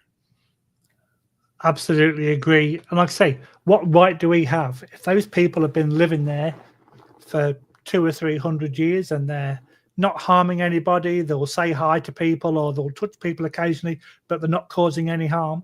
What right do we have to move them on to the next life? We don't have no right at all. Well, I mean, I guess though that, like even at our local museum here that I used to be a part of, one of the big issues, and I don't know if it happens out where you are, but I know it's happening in the United States as well, is that these paranormal teams are trying to get these museums and locations under contract that they're the only team allowed to investigate there. Is that prevalent where you are? Yeah, definitely. There's certain companies in this neck of the woods that you can't investigate because they do their own thing, and it doesn't matter who you speak to or what you say. It'll be nope. These people are, have the niche market for that. But it used to be the fact that there was a few more groups that used to do that as well. They used to ask the owners if they could be the only people there, but luckily some of these groups have folded now, so some of these locations are coming more available. But yeah, I think what it boils down to is if you have a group and I have a group, and if I go to one of your locations and we get positive proof, we're going to get the kudos and you're going to feel left out. And I think that's what some of it boils down to. It's like, who's got dibs on this location because we want to find the existence, we want to prove that existence. And I think that's what it boils down to at the end of the day. What's the ego behind that? Is it like, I can see a business wanting to sign that contract because they've been convinced that they don't want their ghost tampered with, or they don't want a bunch of different teams coming in there and running around every single weekend. But I think you're never going to get proper results if you're not working together. And, let's say you and I had a team in Ottawa. Okay, and you had your team, I had my team, and we both go to an old pub that's been there for 102 years, and you test your results and we share our results. That's science. Yeah, exactly. Okay? So locking down locations is not science. No, it's childish at the end of the day. And there was a museum, I can't remember the name of it, where there was quite a few groups going in on a regular basis, and they were getting activity, and it was getting lots of money in for the museum. And then one particular group attended, decided that they were going to cleanse the museum, and there's been no activity since. And the money has actually dropped off that the museum were getting because of the investigations, just because of the childish actions of one particular team. So that money, the money that they would get to repair stuff and to maintain the building, they're not getting any more because there's no activity. So paranormal teams have stopped going to it. I don't understand. I get you. Let's go to J Truth Seeker here. Have you ever heard of people who have asked a spirit from the future the lotto numbers and then got answers through EVP and then won? I can't say I have, but if that happens, I'll give you some of the numbers and we'll split it 50-50. He'll take you up on that. I promise you. He will take you up with that. That's a great question. Well, let's get to one more here. This one coming from T-Bone. It's another UFO question. What was your opinion of Paul Hellyer? I don't know who Paul Hellyer is. Okay, Paul Hellyer is he's deceased now. He was part of Canada's Privy Council, and he was a former Minister of Defense of Canada. At one point, he was the highest ranked politician in the Western world to come out and say UFOs were real. Okay. So the thing is, nowadays, there's a lot of, especially in the US, there are specific departments that are looking into UFO existence. I know there was a big media show last year that quite a lot of direct questions were being asked and they were being answered. So I think the US, especially the US government anyway, is now aiming towards that UFOs do exist and they are visiting us on a regular basis. And it's just a matter of time before it gets proven. And if governments are paying for departments to investigate that, if you look at Hollywood, it's there's millions and millions of dollars going into UFO movies. There's got to be something out there. And like I said earlier, it's such a vast area, multiple universes. You've got to be extremely naive to think that we're the only people out there. So I think it is going to be more of modern day thing for people to think that UFOs are real. So Hellier's reports and comments, I think, are going to come to fruition a lot more. I never really bought his story. Right. Okay. I buy the man. Okay. He was a legend in Canadian politics because literally he was on the Privy Council until he was 95 years old. But I never bought his story because in 1967, Canada's centennial year, he opened up a UFO landing pad in St. Paul, Alberta, basically saying everyone is welcome in Canada. And then the Stefan Mikulik case in Falcon Lake, Manitoba happened. And then 3 weeks after the Diefenbaker government was ousted in a fall election, Shag Harbor happened. Yeah. And he would have still been in the transitioning of the power to that. And he said when he was in power as Canada's Minister of Defense that he never knew any of this, that it was even happening. I don't buy it. Wilbur Smith at the time was North America's premier UFO investigator in the 50s and 60s. And here's a gentleman who basically helped J. Allen Hynek and Project Blue Book get going. And, he was so popular about studying UFOs that even the United States government, before they had any programs, was calling up Wilbur to try and get information on what he knew. And Canadian and American governments were sharing the UFO information back then. So I find that very interesting that Hellier, up until latter in his career, played very suspicious about what he knew on the topic.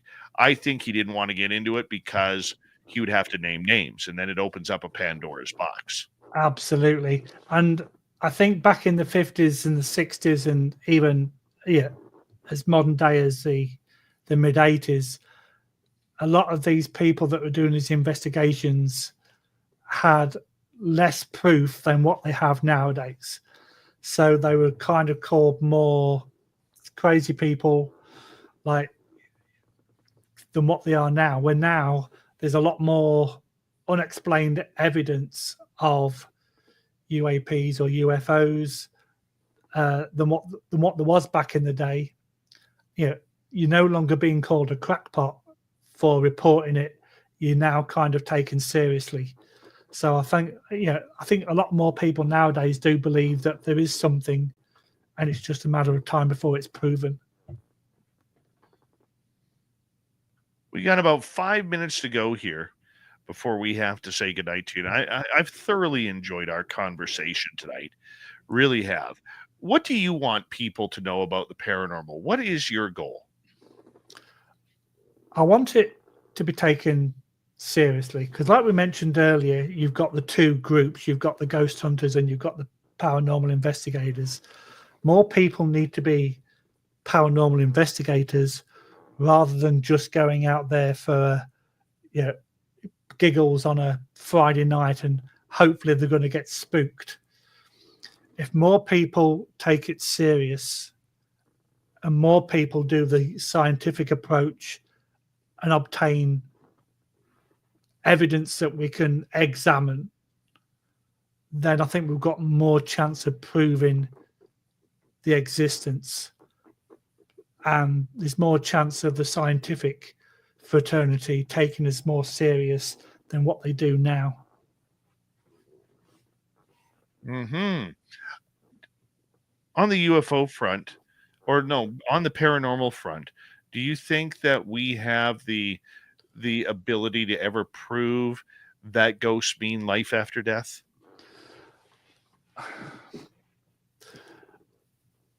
That is an extremely good question. I know there was a scientific study by a doctor in a hospital emergency, and he was studying what happened immediately after death. And he was saying that there was not interaction with the physical body, but interaction with the spiritual body up to 12 hours, I think it was, after the death. What that interaction meant, I'm not 100% sure. But are we ever going to be in a position to say, yes, it does exist? I don't think we can, unless we get physical evidence, a ghost or a spirit walking up to you, shaking your hand kind of thing and saying, hi, I'm a ghost, I was born in 1780.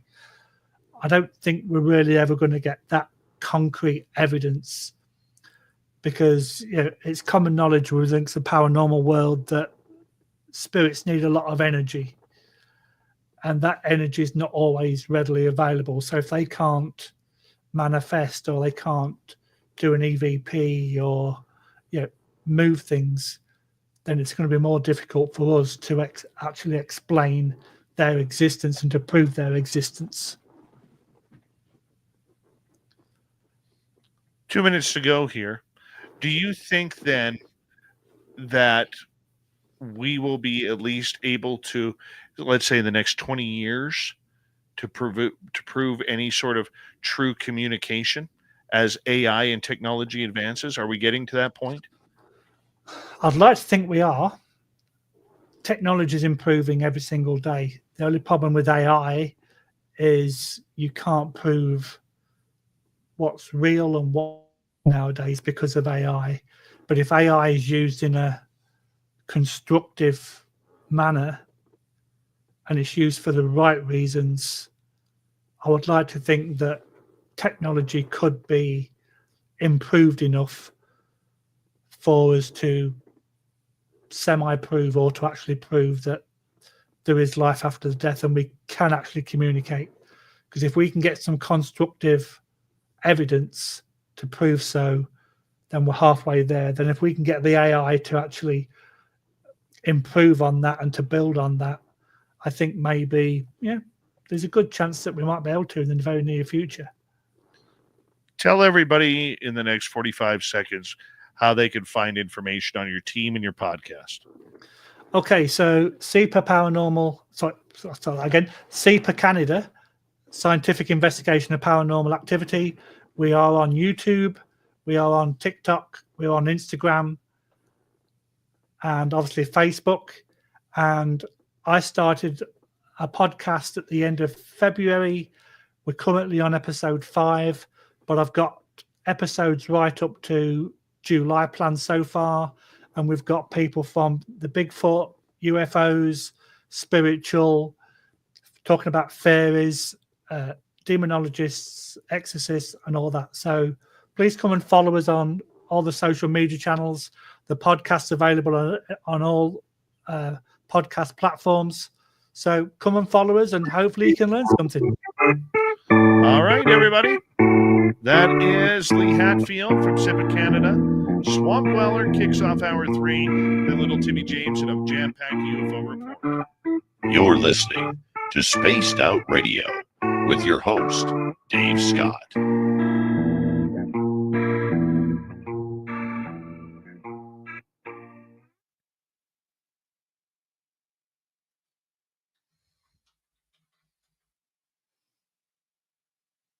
All right, my man, we are clear. Thank you very much for coming on the show, man. You are most welcome. I enjoyed it. It was good fun. Good. I had a blast. I really did. Me So too. thank Me you very too. much. And there's some for, really cool questions as well. Appreciate that. We got a good audience, smart audience. I will let you go because I know you got to be up in 5 hours. So we'll chat with you soon. Okay, Dave. Thanks much. Much appreciated. Okay, bye-bye. Bye-bye. All right, Lee Hatfield, everybody. Lots of fun with him. And I'll be right back.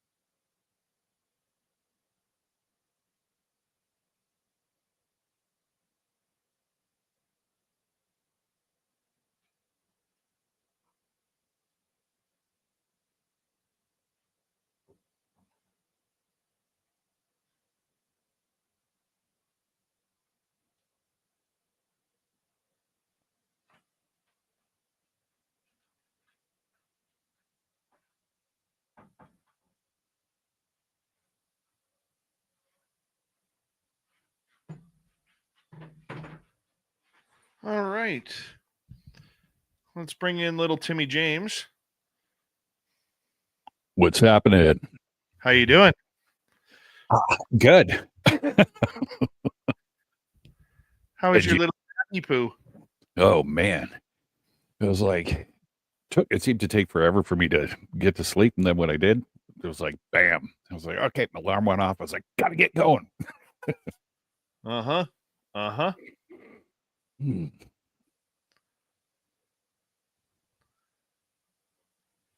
Kaz, how you doing? We got about 35 seconds.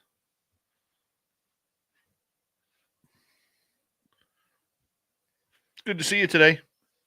Yeah, thanks for the ice cap too. Hit the spot. Yeah. Woke you up a little bit. It helped, no question. Mm-hmm. Thank you tonight to Jennifer, T-Bone, and Major Lee for the super chats. Greatly appreciate the love and support of SOR. Don't forget to hit subscribe, ring that bell. If you are just tuning us in for the first time, we're here 7 days a week. Here we go.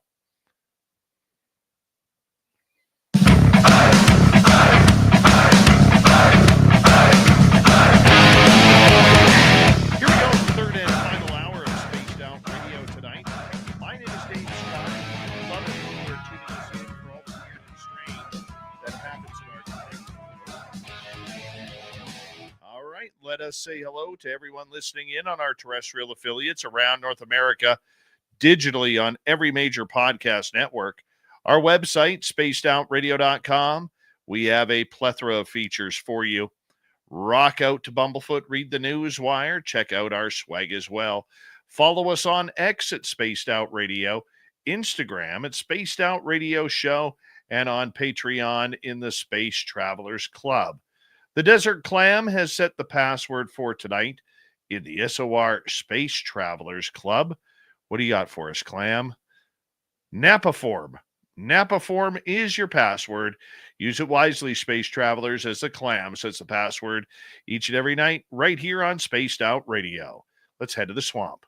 Hello and welcome to Spaced Out Radio's Swamp. I'm Swamp Dweller, and tonight I'm going to take you on a mystic journey of the unknown, sharing tales of monsters, legends, and nightmares. Welcome to the Spaced Out Radio Swamp. This is my first-hand story. I hope you enjoy it, as it is all true. This happened in Kentucky about 1.5 years ago, somewhere in the summer of 2019. Back when my wife and I were foster parents, and we had a sibling group of children in our home. One typical week during the summer, one of the little boys screamed in fear in the night. We jumped up as fast as we could and ran to his room. We turned the light on, and we said, "What's going on, son?" He replied, "There was a man in my window. He was waving at me, but I didn't wave back." Knowing that this room backed up to my backyard, and that I had 2 big pit bulls in the back, I knew that there was no human intruder, because my dogs would have been more than alerted, as they were to every time the wind would blow, or even a falling leaf. They would tear up anything that moved, basically. Not thinking much of anything about it, because he was just a little 5-year-old boy, and it could easily have just been a bad dream, we told him to holler if he saw him again, or if he needed us, and that we would be right in the other room. We left the hallway light on and went back to our beds. Not much was mentioned of it again, until a couple of days later, when I'm sure I saw exactly what he could have been talking about. Although we were drinking and having a good time, no matter how many times I replay this situation in my head, it just never seems to be discredited. I cannot make myself unsee it, and I cannot tell myself it did not happen, because it plain and simply did happen, and it was not just me who witnessed this. My wife and my friend who was visiting us from about an hour away saw the same thing as well. Just like anybody else in the summer, we enjoyed a few beers, listening to music, smoking, and overall just having a fun time. One typical warm summer Kentucky night, we had our friends over, and we were all enjoying a nice quiet evening. We cooked out earlier in the day and had a few beers. We were in our bedroom listening to music and standing around talking and enjoying each other's company. My wife stepped out of the room for a moment, leaving me and Selena left in the room talking and enjoying the music. I stand up from my bed and I look towards the window, which we had opened just a little bit with the screen down, but the blinds were up so we could see straight through to the outside, which was to the front of my house towards the street, in which I meant to mention I live in a neighborhood in a metro city, not a small town or anything. Just out of observance, I saw something that catches my eye and causes me to focus on the window just a bit harder. I noticed two figures. Now the windows are about 6 feet away from me at this point, so I inch closer to it to see if my eyes are deceiving me, in which it does nothing but really concrete what I was seeing was real. These creatures, these beings, whatever they were not a part of my imagination. I turned around towards my friend and simply said, "Hey, look." She stood up with me, and as we approached the window, it was clear as day that these things had stood up. What was now in front of me is what I could only recognize as two slim gray aliens. One seemed to be taller than the other, and there seemed to be small patches of hair on their head. It was really hard for my brain to process these things as we walked closer, almost touching the window because of how shocked we were and how mind-boggled we were. I mean, we were literally mind-blown. We were too in shock to even be scared at that moment. It took a few moments to even snap back into non-shock state to where we could even react. We looked at each other in complete disbelief, then looked back at the window. At that moment, one of the creatures moved their head in just a readjusting motion, which really sent us into a frenzy and scared us completely to death. We turned around and took off running towards the bed like children. We let out a scream, grabbed the blanket, and threw it over our heads. My wife came in concerned with the noise. We yelled to look out the window, but both figures were now long gone. With the panic and fear of the moment settled, my wife and I quickly ran outside, but of course there was nothing. The oddest thing about this is the shadows sit about 10 feet up from the ground. If it was just a person, they would have had to have been on a ladder, or at least be 15 feet tall. There's just no way there was someone standing there. But also, there's just no doubt that there was some sort of physical being there. Thank you, Swamp Dweller, for another spooky story. As he comes in to kick off hour number 3 each and every night right here on the big show. If you want more just like that, head on over to Swamp Dweller on YouTube, hit subscribe, ring that bell, and you get thousands of stories for free. Time for the UFO report. That is an interplanetary flying space saucer.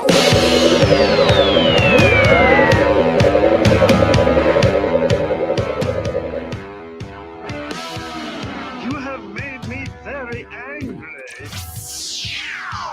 Very angry indeed. James at his home studio tonight rather than in studio. Boo humbug from me on that. But I'd rather be there. Hey, I know you're having trouble sleeping lately, buddy. So it's all good. I know I know what it was like to have to take those daily naps, man. Brutal. You'll get it. You'll get there, man. Definitely. That's where you talk. When I I know. Yeah, I was just gonna say we've got to be super. Just so you know, I don't know what it's like over at your place, but right now the wind is howling over here, and I keep getting those blackout, those like the lights go out and on and off. So if I freeze up, I'll come back. It's just wind's playing havoc up here. So it's been nuts today in the news. Like, where do you want to start? Do you want to start with Greer? Do you want to start with Grush? Do you want to start with Kennedy? When it rains, it pours. The wind first, because we're only 3 miles away, and it's not very windy at my place. Is that right? It's banging on the outside, like where the studio sits. The walls at the corner and it's banging out there. Like I can hear it just whipping through. So I don't know. Yeah. I think we're already on our 3rd false spring. Yeah. It's a that'll little continue bit. Today. It's a little much. Just either snow or don't, or figure it out. All right. Let's start off with the JFK stuff, because everybody knows that 80,000 new documents were released just the other day regarding JFK and the assassination. And one of the big notes that came out of this was a letter that JFK wrote to his fellow government officials and alphabet agencies about UFOs. Take it away. Yeah. So he wrote this letter, and obviously there's some redaction in it, but actually not a lot. I think just, a couple of small points, but it sort of goes, it was written on the 12th of November of 1963. So 10 days before he was assassinated. And, as part of this ongoing stuff that's happening out there right now, the subject was classified review of all UFO intelligence files affecting national security. So he wrote, as I had discussed with you previously, I have initiated, redacted, and have instructed James Webb to develop a program with the Soviet Union in joint space and lunar exploration. It would be very helpful if you would have the high threat cases reviewed with the purpose of identification of bona fide as opposed to classified CIA and United States Air Force sources. It is important that we make a clear distinction between the knowns and the unknowns. In the event the Soviets try to mistake our extended cooperation as a cover for intelligence gathering of their defense and space programs. When this data has been sorted out, I would like you to arrange a program of data sharing with NASA where unknowns are a factor. This will help NASA missions directors in their defensive responsibilities. I would like an interim report on the data review no later than February 1st, 1964. Signed John F. Kennedy. So this is one of many documents that have been publicized, obviously, and people are sifting through, bringing it to the attention. So, yeah, kind of strange. I mean, this just adds to the pile of, 10 days before he was assassinated. And again, from what I've been gleaning from all the information that's been out there today regarding this and all the stuff, there seems to be a lot of pieces to this puzzle that need to kind of gel together. And I think over the next 3 or 4 days, we'll probably see a lot more cohesiveness in the stories coming out, and hopefully a little bit more timeline and, that sort of thing that's happening. Here's the thing. For years, people have been saying, and I think the UFO community has taken way too many ad libs with this, saying that he was murdered because of his want to bring out the UFOs to the public. We have to realize, I mean, we're grandstanding when we say that. Yeah. You know what I'm saying? We are totally grandstanding. And what bothers me about that, Tim, is yes, we knew he had an interest in UFOs. I think that, it was something that he wanted to learn. But we can't stray from the fact that there were a lot of people who didn't like JFK. The Republicans, especially in Texas, didn't like him. The mob didn't like him. Cubans didn't like him. The Russians didn't like him. The Israelis didn't like him. Okay, there were a lot of people, never mind inside America, but outside of the United States, didn't like him at all. Okay, so I think it's grandstanding when you see people in the UFO community claiming that, oh, he was assassinated because he was going to bring out the UFO story. No. I mean, we talk often, Tim, about how the UFO community always puts a foot in its own mouth. Yes. Just because a president wrote a letter about UFOs doesn't mean that they're going to be the disclosure president. Doesn't mean that they were assassinated because of UFOs. It's sad that we go down that road. It really is. Yeah, it is. I mean, I know that we all want something to hang our hat on, and I don't blame anybody for that. I mean, we're all, we all have a common goal. Excuse me. I would assume that we're all in this, for the same thing. But yeah, you're right.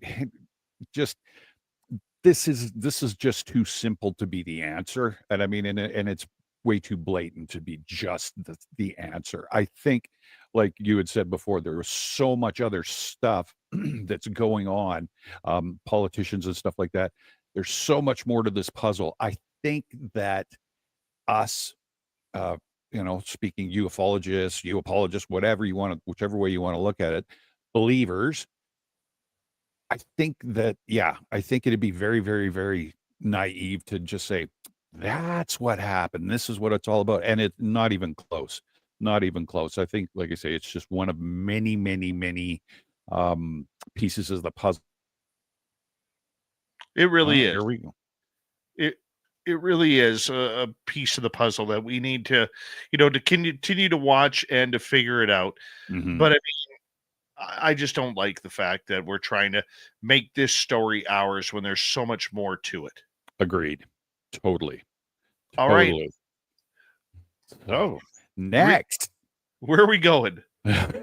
we're trying to stop the blipping on the screen right now. So we're going with we're not going to go with Greer. We're going with Grush. This is a pretty big revelation or story. So what I've got here is David Grush. As soon as I get to it, breaking news in the UFO disclosure effort. David Grush, UFO whistleblower, has officially been appointed to advise Congressman Eric Burleson's upcoming investigation into UAPs, according to a recent announcement by Representative Anna Paulina Luna. This development represents a significant advancement in the push for government transparency regarding UFOs and could dramatically accelerate disclosure efforts in 2025. David Grush brings substantial credibility to this congressional UFO investigation through his extensive background and intelligence at national security. As a decorated U.S. Air Force veteran and former intelligence officer who served with both the National Geospatial Intelligence Agency and the Unidentified Aerial Phenomenon Task Force, Grush possesses insider knowledge that few can match. In 2023, Grush made headlines worldwide when he testified before Congress, claiming the U.S. government has operated a clandestine UFO recovery program for decades. His allegations included assertions that government agencies possess non-human craft and have recovered deceased non-human pilots. These revelations come from someone who, with his credentials, sparked renewed interest in UFO phenomenon across political aisles. Republican Congressman Eric Burleson from Missouri emerges as a key figure in advancing UFO transparency. With a background in business and substantial legislative experience, Burleson has positioned himself as an advocate for government transparency regarding UFOs. His decision to bring Grush into the advisory role demonstrates a serious commitment to uncovering the truth behind decades of secrecy. By enlisting Grush, Burleson signals that his investigation will prioritize credible insider testimony and expert analysis.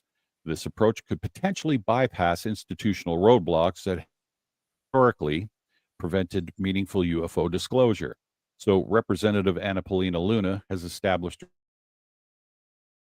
proponent for UFO Transparency 2025, using her platform to advocate for declassification of UFO-related documents.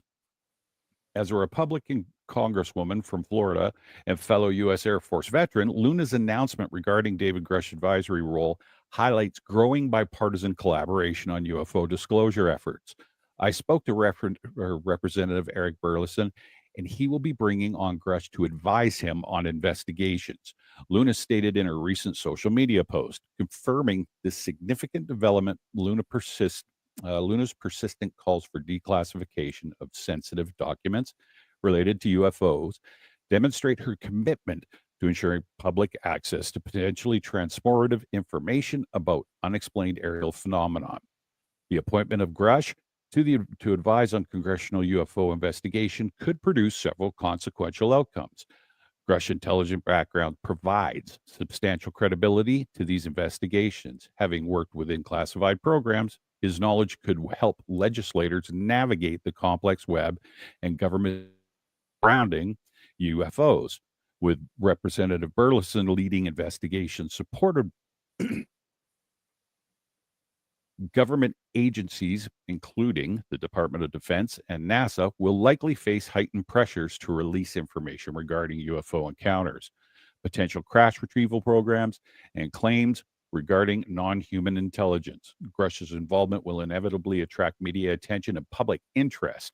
His previous bold claims, combined with his new advisory role, could elevate UFO narratives within national discourse throughout 2025. I think that's interesting.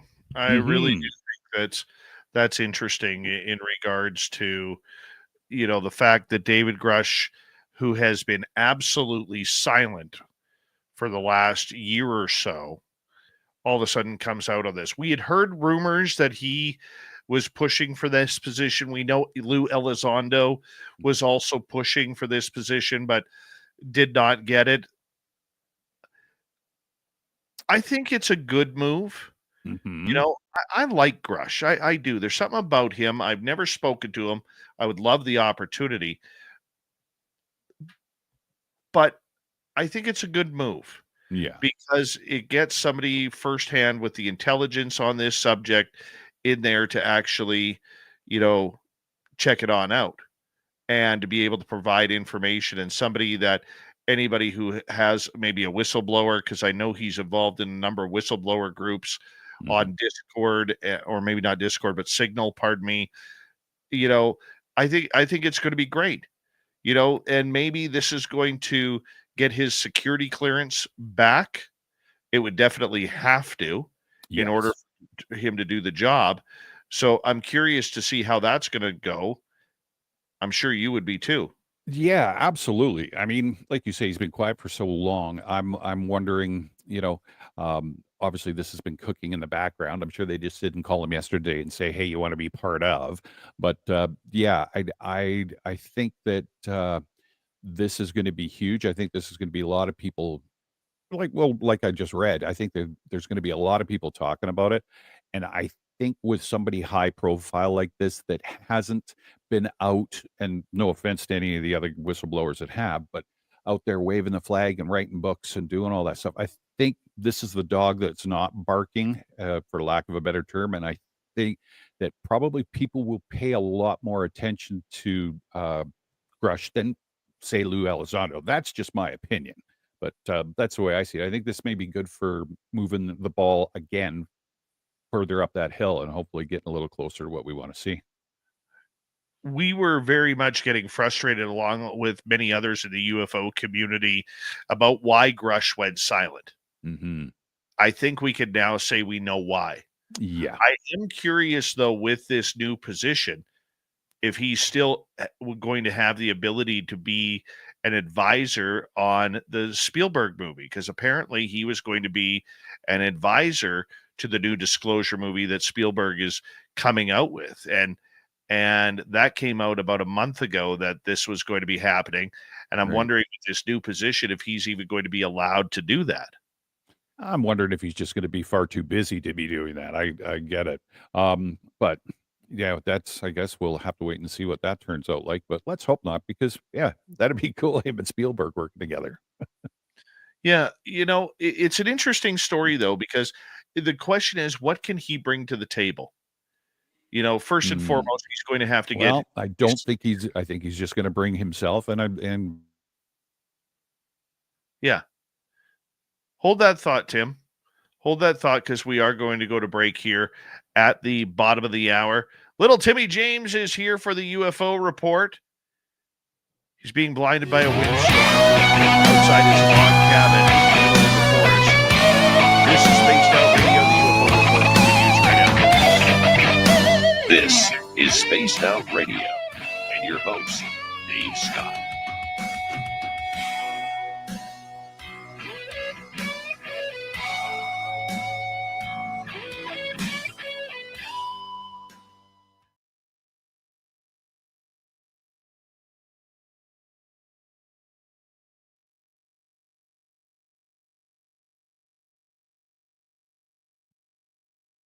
All right, my man, we're clear.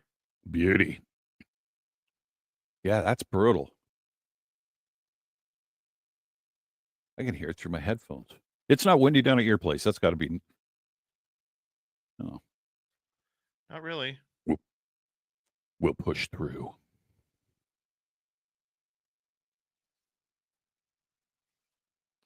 You will survive.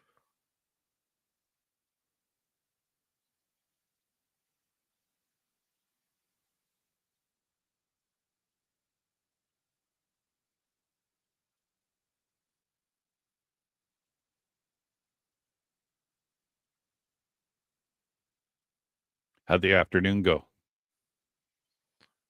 Oh, good. Excellent. Good. You enjoyed your day off?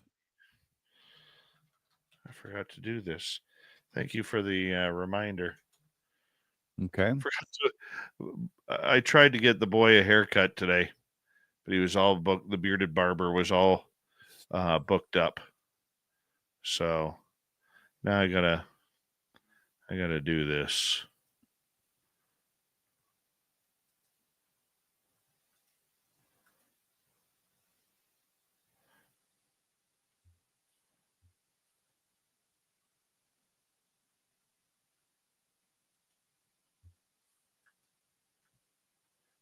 There we go.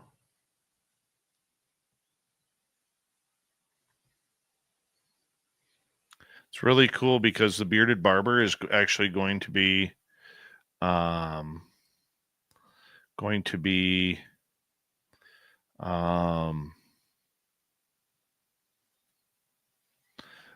doing kids shaves, like without a razor blade. Oh, okay. Yeah. Cool. Yeah. with a razor blade. Ow, my face is on fire.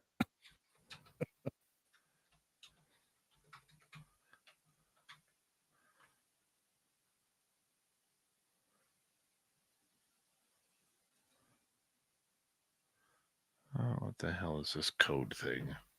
God, I need a code now to book a hair appointment. Better get me a discount. All right. Book appointment.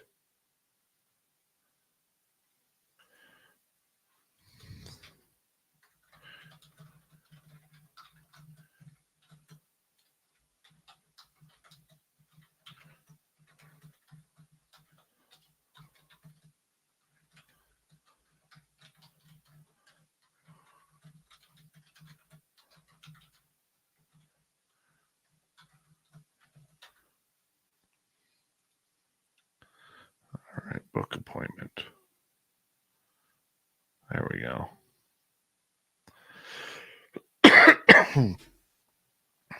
That'll be a good time.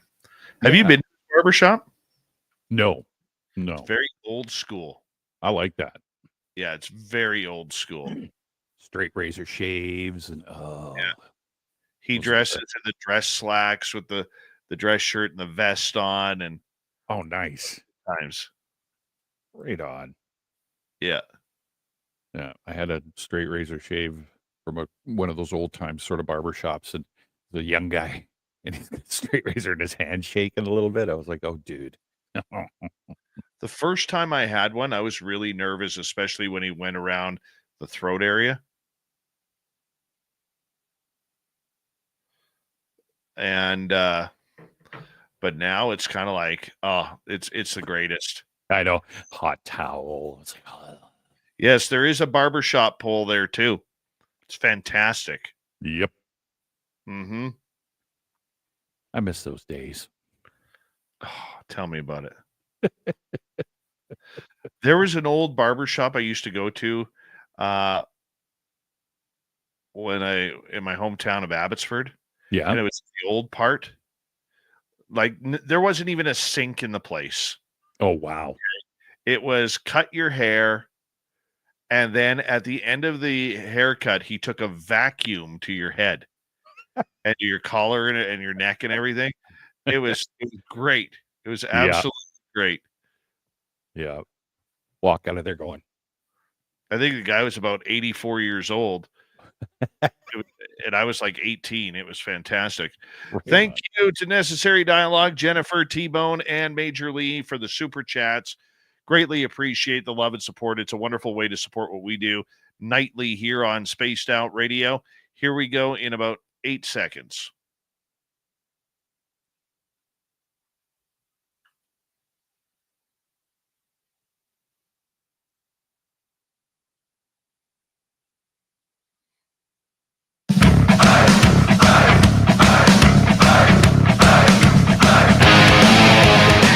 Here we go with the final half hour of Spaced Out Radio tonight, the UFO report. With Tim James continues shortly after this.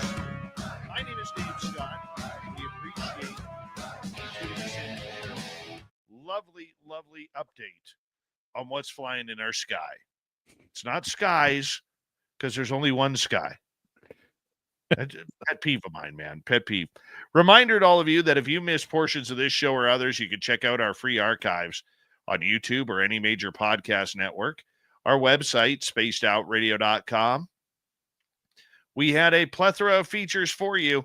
Rock out to Bumblefoot, read the news wire, check out our swag as well. Follow us on X at Spaced Out Radio, Instagram at Spaced Out Radio Show, and on Patreon in the Space Travelers Club.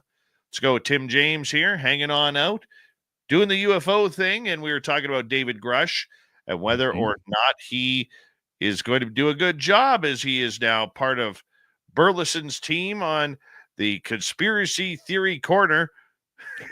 I don't know. I know there's a name to that. I can never remember the name of that group. I just call it the Conspiracy Group. That's it.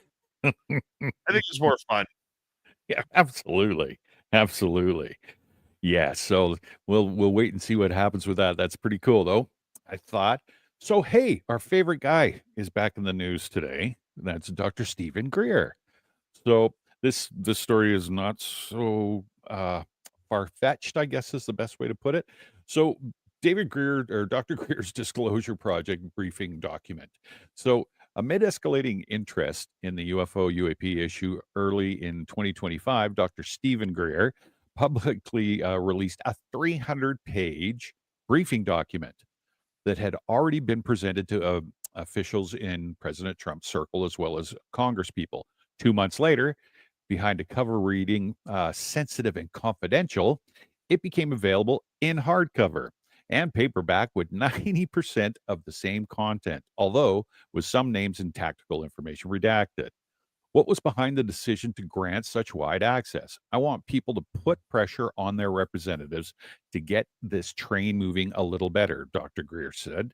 And I also wanted everyone to see what we are recommending as executive orders. The main purpose, to be blunt, is I don't think we have a lot of time. All indications are that disclosure is going to happen within the next year or two. And if it comes out the way it normally would, a false flag alien threat narrative is going to be very bad for human civilization. That may sound hyperbolic, but it's something Dr. Green has been warning about for more than 3 decades. As he sees it, the biggest part of the government cover-up isn't so much about aliens or non-human intelligence, but the technology recovered from their craft that's being held by an unconstitutional entity and has been used in all kinds of nasty operations. What may be coming, Greer fears, feeds directly into totalitarianism system of looking outwards towards space in military stance instead of peaceful exploratory one. In other words, terrify the populace about the purported ET invasion. Greer also said that among the new whistleblowers coming forward is a highly decorated veteran who managed test pilot flying man-made UFOs based out of Edwards Air Force Base in Kern County, California. These were developed at nearby test ranges of Lockheed and Northrop Grumman from captured technology. The briefing book begins with an 8-page overview that includes recommended action. The call is for criminal investigation into illegal covert government and corporate related to UAPs and UFOs. It seeks both executive and congressional actions to end the ongoing targeting and seizure of ET vehicles and their occupants. It would grant immunity to cooperative witnesses and fund a program around energy generation aspects known as a zero-point energy that could replace current systems of oil, gas, coal, and more. This is followed by reproductions of a series of key documents dating back decades. These include deceptive indications in CIA studies of psychological warfare, even at 1995 analysis by the U.S. Army War College Strategic Studies Institute that references creation of a global UFO cult, which will involve the abduction of citizens. Another document from the CIA describes efforts to manipulate information about the phenomenon through the media. A fully illustrated section offers select cases of crash retrieval operations dating back even earlier than the notorious 1947. There is a biographical compendium detailing some of the whistleblowers who've come forward since Greer initiated the Disclosure Project, and in a fascinating outline of top secret facilities and corporations involved in the program. For the first time, we literally learn about where the bodies are buried at places like Brooks Air Force Base Medical Facility in Texas. For UFO aficionados, as well as investigators into what some call the deep state, this should be essential reading. Dr. Greer was asked what he would highlight as his most important aspect to take in. He replied, I first think people should look at the range of whistleblower testimony, some of which crosses over into crash retrieval operations. The facilities and corporations pages show the extent of the various companies and black sites where all this happened, including a map. Some of the government documents unveiled have until now been withheld from public, but are declassified by Dr. Greer's team using the justification that these involve illegal projects. So there we go, the review. We'll see what happens with that. But yeah, he's standing on the soapbox that he always stands on, I guess. And yeah, just more Dr. Greer in the news, that's for sure. Well, you know what? You know how I feel about Stephen Greer in regards to everything that he kind of does and says, which is usually interesting. Yeah. Excuse me. But there is a lot of information that I do agree with him with. Namely, the potential for a false flag alien invasion, right, as we have been set up for this with this threat narrative that has been pushed for the last number of years.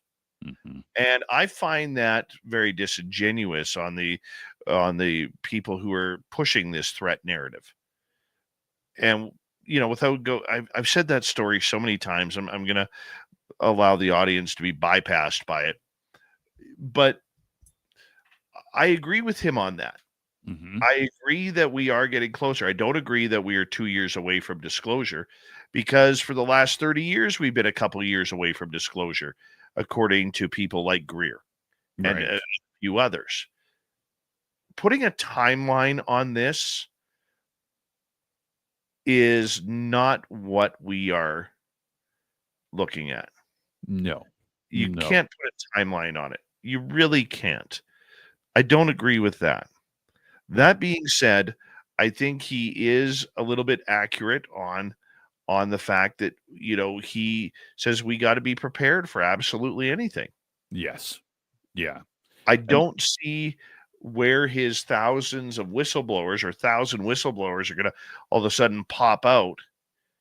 I mean, if a new guy comes out, wonderful. Yeah. Wonderful. What's he going to tell us differently than Grush or Barber or Anderson? What's he going to tell us differently? That's the key. We're going to get a story. We're not going to get evidence. There already is no proof. What's the story going to be? Yeah, I hear you.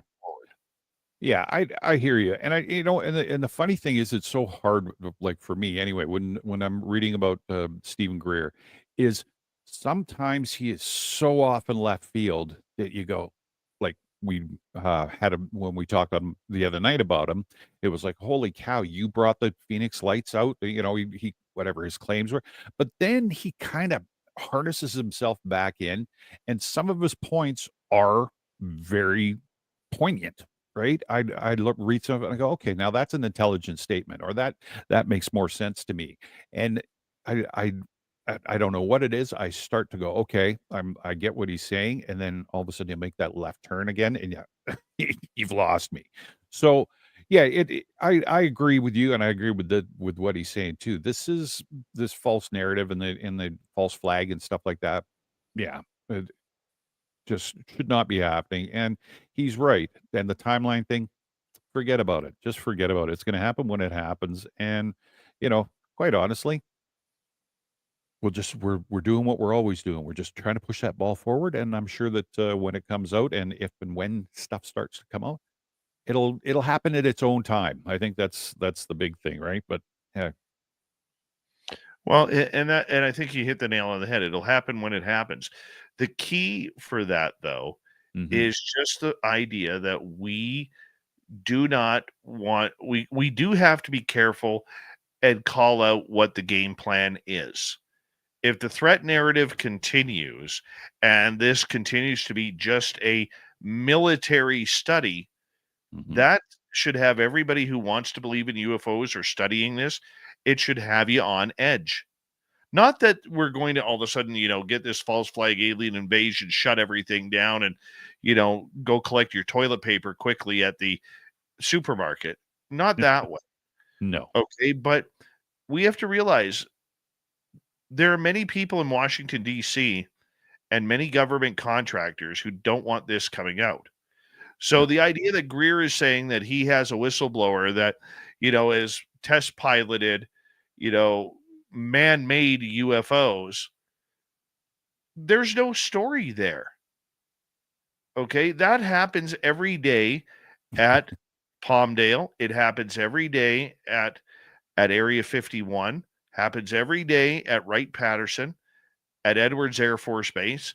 They're testing future aircraft there. Why should we be surprised by that? Well, we shouldn't. No. To us, they're UFOs. To the military, they are everyday craft. Yeah, pieces of equipment, right? Absolutely. I mean, how many pilots go into their test flights like that and say, hey, I'm going to go make some UFO sightings tonight. Watch the reports, because here I go. We don't know the technology that they have. We don't know if they've reverse engineered anti-gravitics or energy or whatever. We don't know. Maybe they're using nuclear fission. Maybe they're not. We really do not know. And because we don't know, we call them UFOs. So on that note, with that happening, as we wait for Tim to rejoin us here, on that note, I think everybody needs to just take a step back and say, okay, well, where is the truth? Where is the truth? And what is the truth? Question is, who's delivering the truth? We really don't know. This is why we work diligently on this show, in order to give you guys all the facts and hopefully both sides of the ledger, so that way those of you who are curious have the ability to come up with your own ideas of it all. Because I think that's important for you guys to decipher what is fully BS, what could have some legs, and what is fully truthful. That's what's going on. All right, little Timmy James just lost power at his house. Not here, though. Not 3 miles away. We're still broadcasting. Yeah, it's amazing. See, he's at the bottom of the hill in a valley. I'm kind of hidden in an area with lots of trees. Yeah, he's got no trees in his area. No, he doesn't. So the question is, what do you think of Greer? If you're in one of our chat rooms, let me know. Let me know what is going on? What is your game plan? What do you believe? If you're on X listening in, hit me up. Let's make this happen. Let's make this happen, because I think it's important for us to realize that there are games being played. And getting back to the David Grush joining the new task force, trying to figure out the UFO story, how is that going to look? How is that going to affect what we see on places like News Nation with Ross Coulthard, or with Jesse Michaels and his YouTube clan? Are they going to be able to use Grush now? Or is he locked down because he's going back on the inside? My assumption would be it would be the latter, and he'll just be a source for these guys and maybe help pump out other people. Maybe not. It is good that he is going back. Question is, will he talk? If I'm David Grush, after everything that he has gone through with the threats, with the threats of his life and everything, that people were doxing him, I think I would stay silent. He doesn't need the UFO community to survive. He doesn't have a book deal. He got his name out there. He got his 15 minutes of fame, maybe about 25 minutes. And I like the guy. I think he's got credibility. Many people would disagree with me. That's okay. I like the guy. I just wish he would open up more. I wish that he wouldn't be so protected, much like a lot of these whistleblowers are.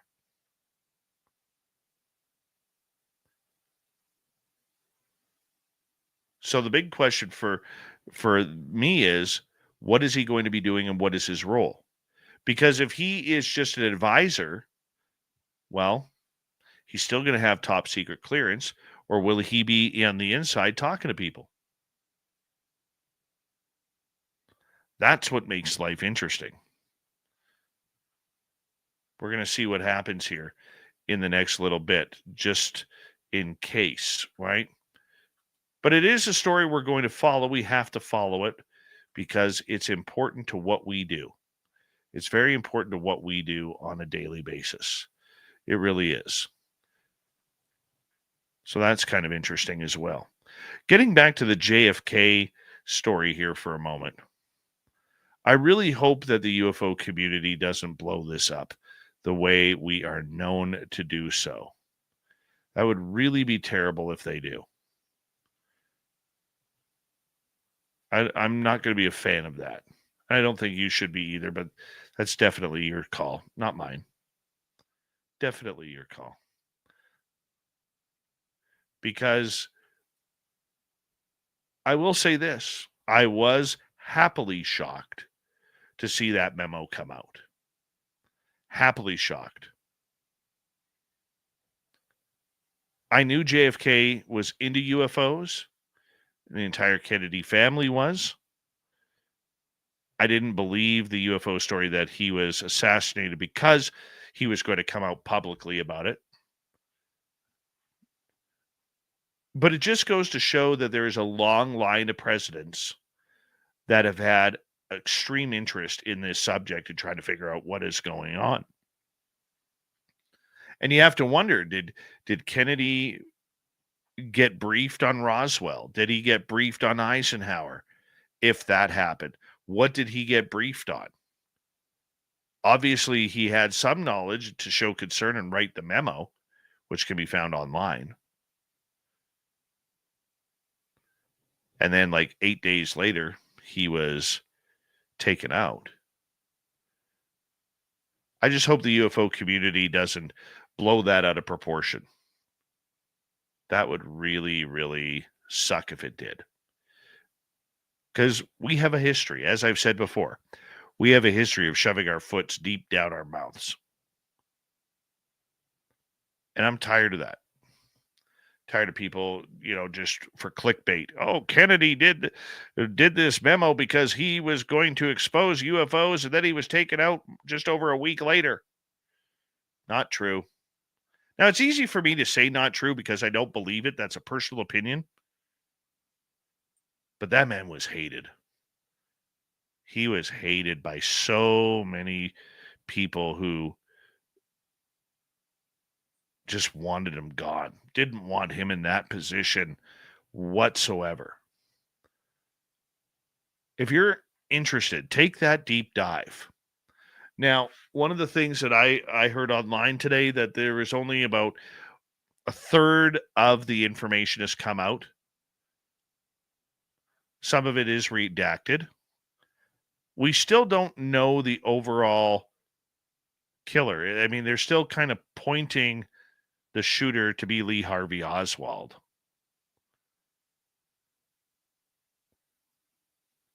So if it is Lee Harvey Oswald as a lone gunman, the Zapruder film where they zoom in, especially the way technology is able to clean up that film and slow it down, the driver to me still looks very suspicious. I don't know if you've seen that video, but after the shot, the first shot comes down, I'm going to assume it's from the book depository from potentially Oswald. And then the driver turns around and he kind of moves his arm. I don't know if he's shifting to look or if he's got a gun.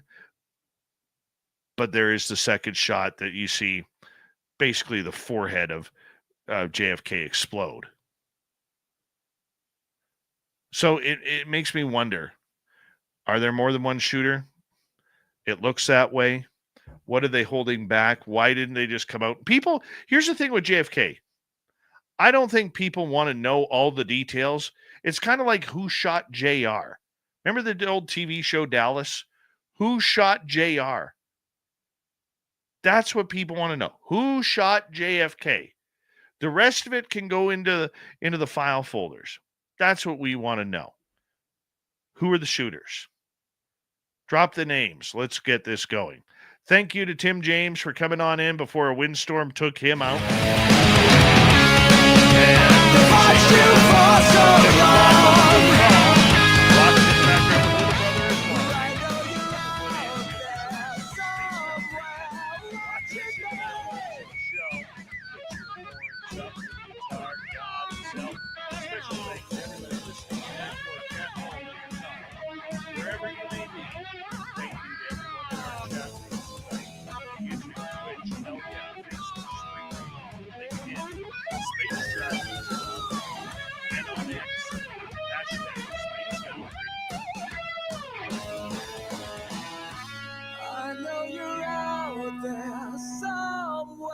Remember, this show is copyright with Space News Radio. Thank you so much for you to break. Because together, don't make a mistake. We're watching.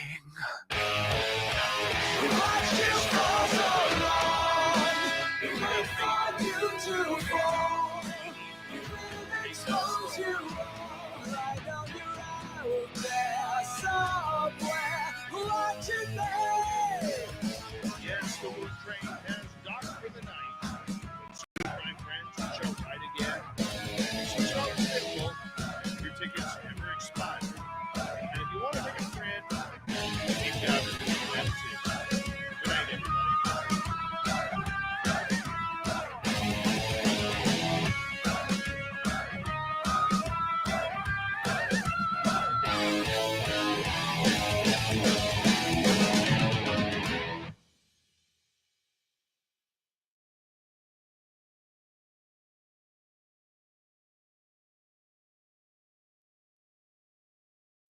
All right.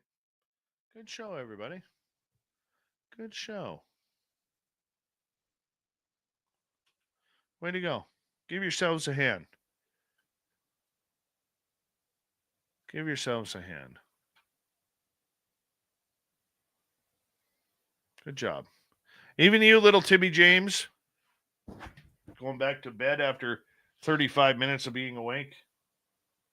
Okay, I'll give you an hour.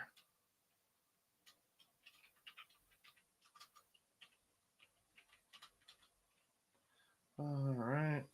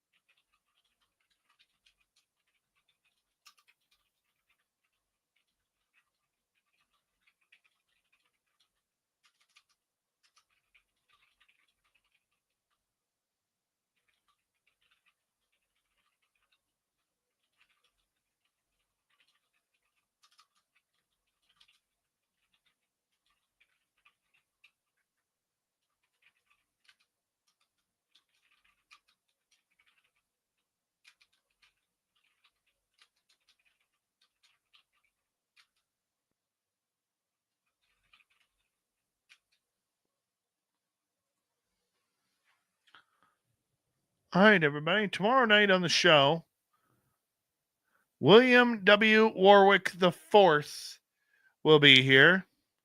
We're going to talk some UFOs. It's going to be good. It's going to be real good. The Phobos Enigma and UFOs. Thank you tonight to Necessary Dialogue, Jennifer, T-Bone, and Major Lee for the Super Chats. If you're new, tuning us in for the first time, thank you very much. Do us a favor, hit subscribe, ring that bell, and we'll see you tomorrow night. Thanks, everybody.